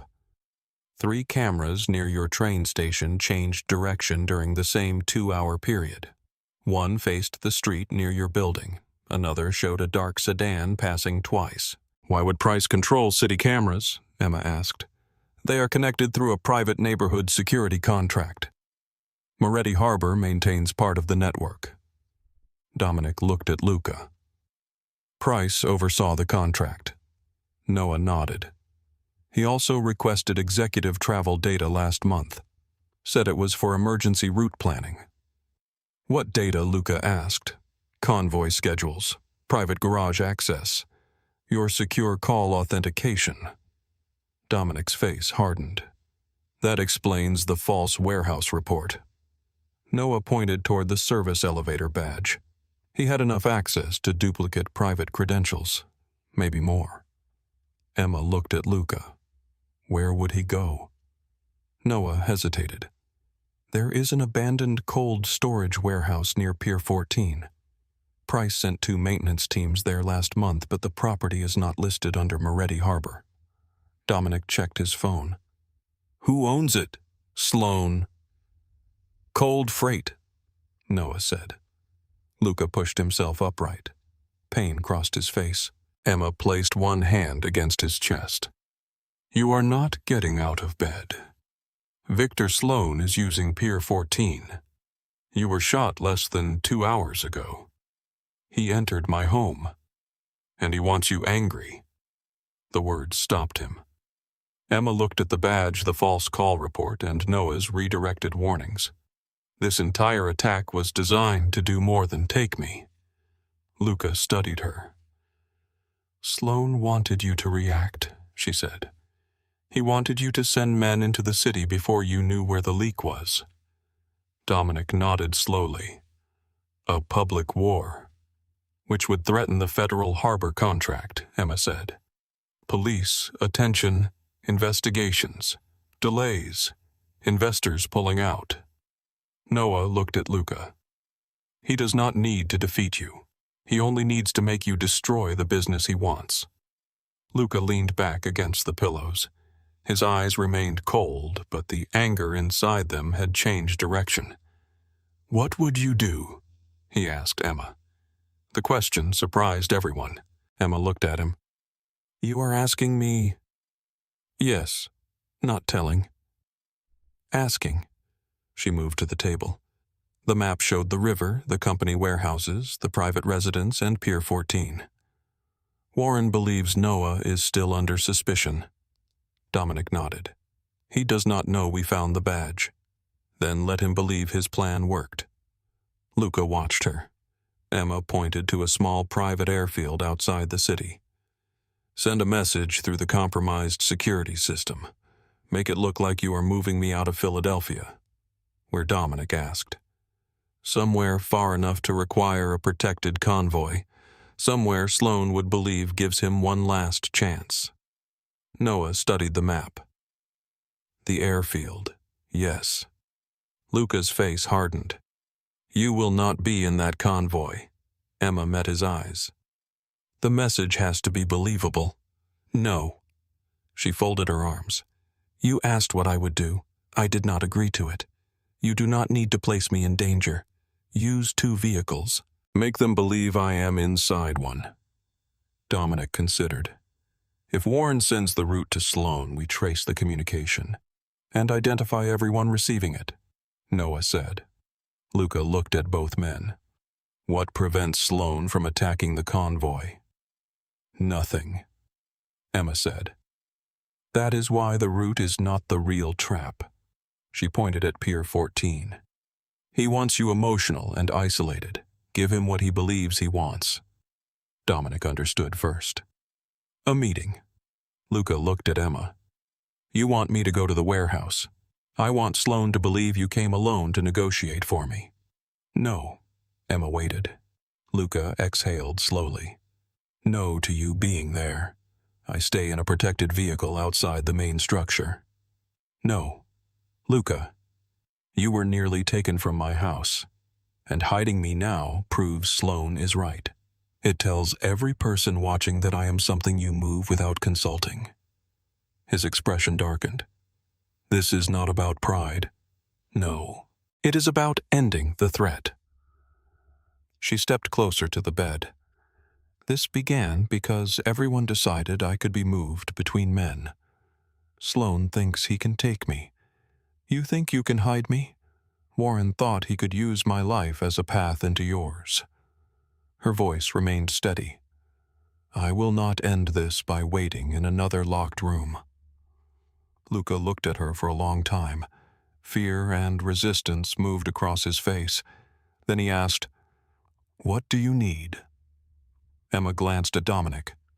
Full access to the security map, a secure phone, a tracker that Sloane cannot detect, Noah monitoring the building systems. She looked back at Luca. And I need you to listen when I tell you something feels wrong. His jaw tightened. Anything else? Yes. What you stay alive. His eyes softened. I will make an effort. That is not enough. It is all anyone gets. By late afternoon, the penthouse had become a command center again. This time, Emma sat at the center of it. Noah worked beside the security monitors. Dominic coordinated vehicles and placed men around Pier 14. Grace replaced the torn sweater and refused to let Emma leave without eating. Luca remained in bed under direct threat from Dr. Bell. The doctor told him he could stand for 10 minutes. Luca interpreted that as permission to attend an armed confrontation. Emma found him fastening a shoulder support beneath a black shirt. You are impossible. So I have been told. You cannot raise your right arm. I shoot with both hands. That is not comforting. It was not meant to be. Emma stepped closer and adjusted the strap he could not reach. His breathing changed when her fingers touched his skin. You do not have to prove anything tonight, she said. Yes, I do. To Sloane, to myself. Emma looked at him. Luca lowered his voice. I spent years believing control could prevent loss. Tonight I lost control before the first shot. You did not lose me. No. He touched her face with his uninjured hand. And I will not confuse that with ownership again. Emma covered his hand. Good. He leaned down and kissed her, slowly, carefully. Nothing about the kiss felt like the office. There was no hunger for possession, only the quiet fear of 2 people leaving a room without certainty they would return to it together. At 11:40, the convoy left Rittenhouse Square. Rain covered Philadelphia in silver. Emma sat inside the second vehicle with Noah and two security officers. A concealed tracker rested beneath her collar. A secure tablet displayed the positions of Dominic's teams. Luca rode in the first vehicle. The false message had been sent through Warren's compromised channel. Emma Reed would be moved to a private airfield at midnight. The communication left the company network 3 minutes later. Noah traced it to a phone near Pier 14. Then the phone moved, straight toward the warehouse. The convoy turned south. Brick row houses gave way to industrial streets. Streetlights became fewer. The Delaware River appeared between dark buildings, black beneath the rain. Emma watched the map. 2 vehicles near the pier, Noah said. Dominic's voice came through the secure line. Confirmed. Luca answered from the first car. Positions: north roof secure. River entrance secure. South access still blind. Emma looked at the warehouse diagram. The building had once stored frozen meat. Thick walls, limited windows. One loading bay facing the river. Why is the south access blind? She asked. Noah enlarged the map. Camera loop. From inside, yes. Emma's unease sharpened. The convoy entered the abandoned dock district. Ahead, Pier 14 stretched into the rain. A single warehouse light burned above the loading entrance. Beneath it stood Victor Sloan. He wore a dark overcoat and held no visible weapon. Warren Price stood beside him. 3 men waited behind them. Too few. Emma looked at the rooftops. Empty. The warehouse windows. Dark. The water beside the pier. Still. Luca's car stopped. Dominic spoke through the line. Something is wrong. Emma's pulse quickened. Sloan smiled toward the convoy. Not at Luca's vehicle. At hers. He lifted one hand and tapped the side of his neck exactly where Emma's tracker rested beneath her collar. Noah went pale. He knows. The warehouse doors opened behind Victor Sloan. Armed men filled the darkness, and Luca realized the trap had been waiting for them. Victor Sloan stood beneath the warehouse light with rain sliding from the shoulders of his coat. Warren Price remained beside him, pale and rigid, his hand resting too close to the weapon beneath his jacket. The men behind them spread across the loading entrance. More shadows moved along the roof. Emma saw the first rifle barrel before Noah did. Snipers, she said. Noah looked up from the tablet, the screen filled with red warnings. 4 on the roof, maybe 5. Dominic's voice came through the secure line. Everyone hold position. The convoy stopped in the open space between 2 abandoned warehouses. Rain hammered the roofs of the vehicles. Beyond the pier, the Delaware River moved black and heavy beneath the night. Luca's door opened. Emma reached for the handle of her own vehicle. Noah caught her wrist. Do not. He cannot walk out there alone. He is not alone. Emma looked at the armed men hidden behind concrete barriers inside parked trucks and along the northern fence. Then she looked at the warehouse roof. Sloan knew where every one of them was. That meant Dominic's teams were not hidden at all. Luca stepped into the rain. His right arm remained close to his body beneath the dark coat. The wound at his shoulder had begun bleeding again. Emma could see the stains spreading through the fabric. Victor Sloan smiled. You came wounded. Luca stopped 20 feet away. You came with borrowed men. Sloan's smile deepened. Every man is borrowed until someone pays more. Warren looked toward the convoy. His eyes settled on Emma's vehicle. Sloan noticed. There she is, he said. The quiet little thing who turned Luca Moretti into a man who answers invitations. Luca's face remained calm. You attacked my home. I tested it. You killed one of my men. You have more. Luca's gaze moved toward Warren. And you chose poorly. Warren swallowed. Sloan placed one hand on his shoulder. Warren chose survival. No, Luca said. He chose a temporary employer. Emma heard movement on the roof through Noah's microphone feed. Metal against metal. a rifle being adjusted. Noah enlarged the building plan. They have the south wall, the loading bay, and the roof. Dominic's men cannot move without crossing open ground. Emma studied the map. The warehouse had 3 old refrigeration chambers, a loading control room, and a fire system connected to underground water tanks. A small symbol flashed near the western wall. What is that? Noah leaned closer. Emergency suppression control. Does it still work? The building has power. Can you activate it? Not from here. Sloane's people isolated the network. Emma looked through the rain at a narrow glass booth above the loading bay. The control room. A rusted staircase climbed along the outer wall. Noah followed her gaze. No. If the fire system activates, the roof becomes blind. So do we. We already are. A voice came from Luca's line. Sloane had moved closer. You brought her because you thought she made your plan believable, he said. That was almost romantic. Luca did not react. What do you want? The federal agreement.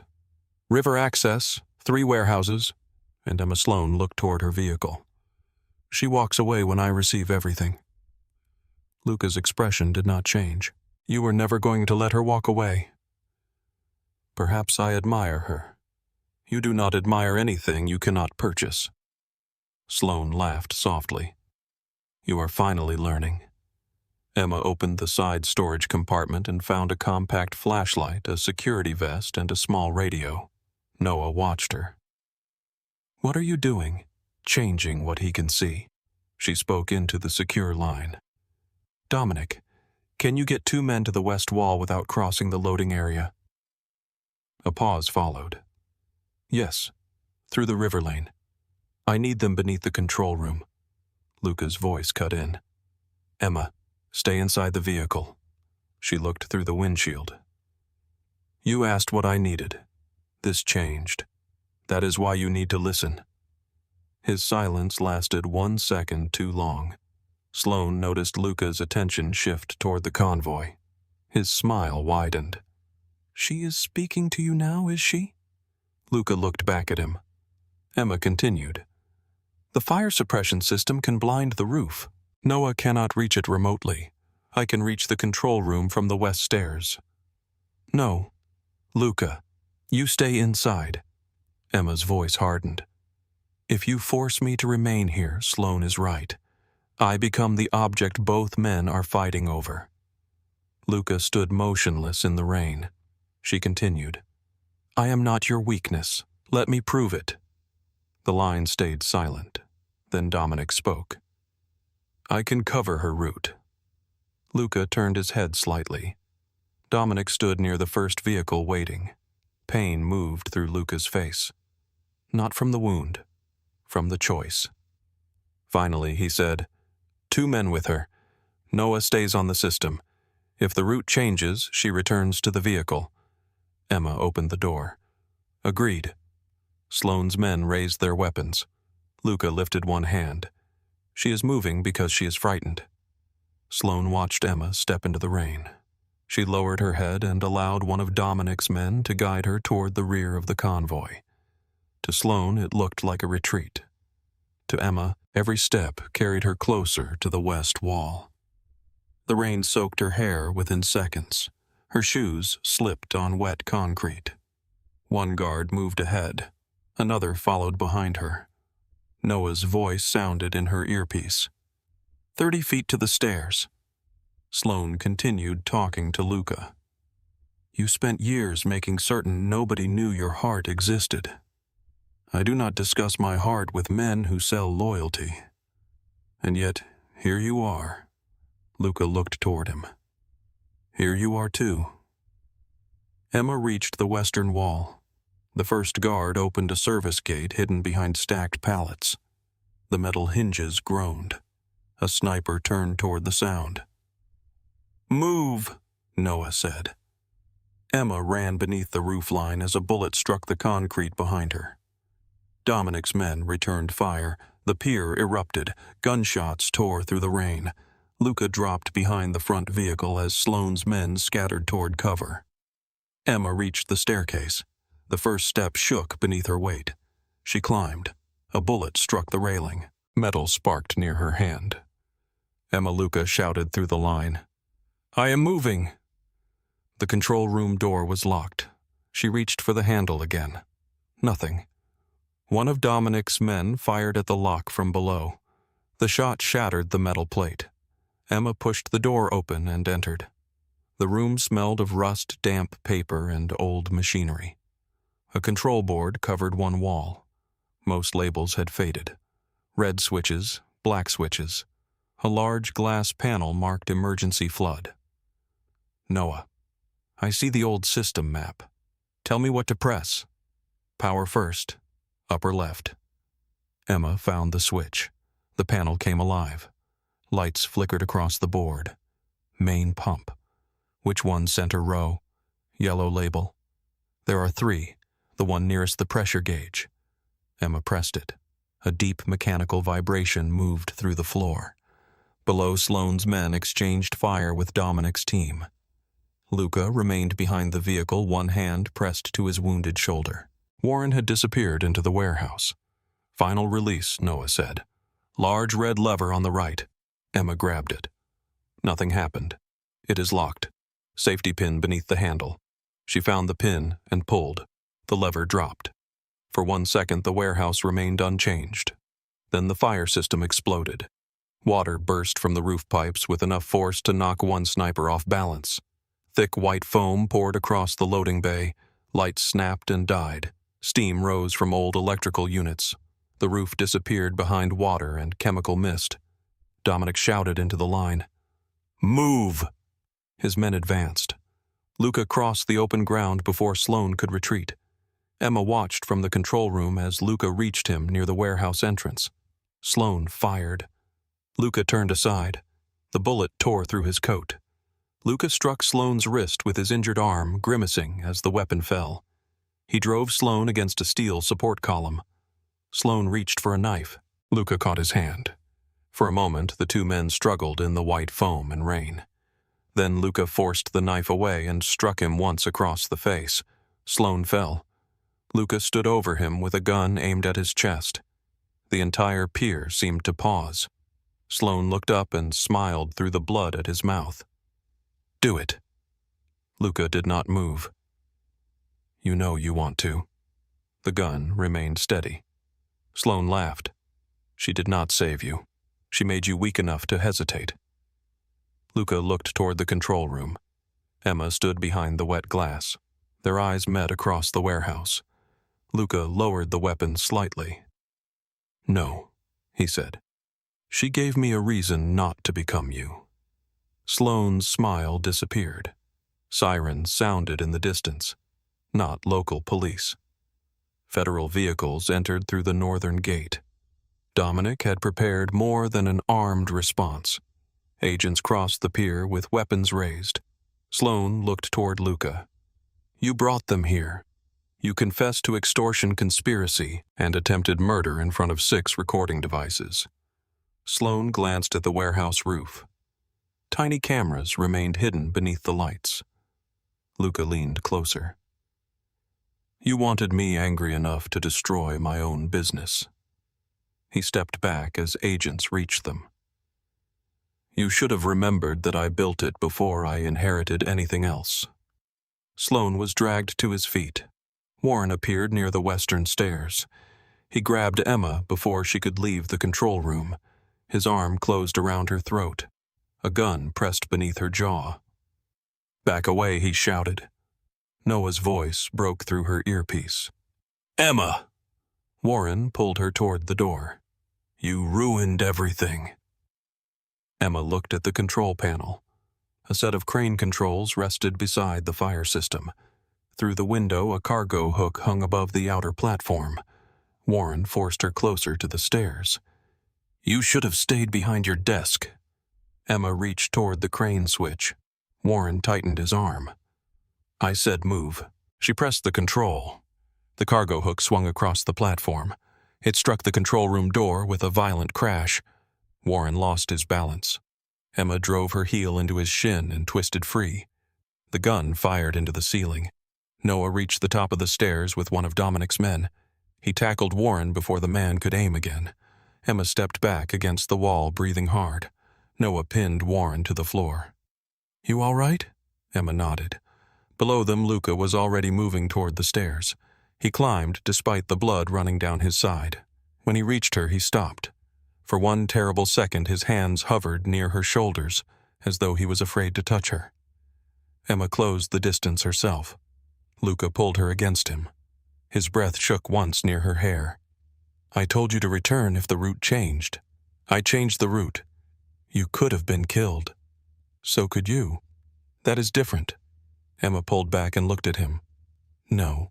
Luca stared at her. Then he nodded. "No," he said. "It is not."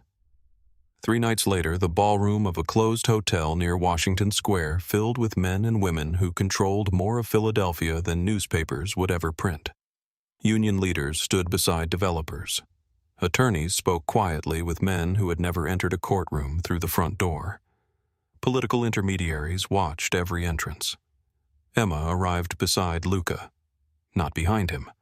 His shoulder remained bandaged beneath his suit. Dominic walked several steps back. Noah remained near the doors as the newly appointed director of internal security. Whispers followed Emma across the room. Luca stopped at the center of the ballroom.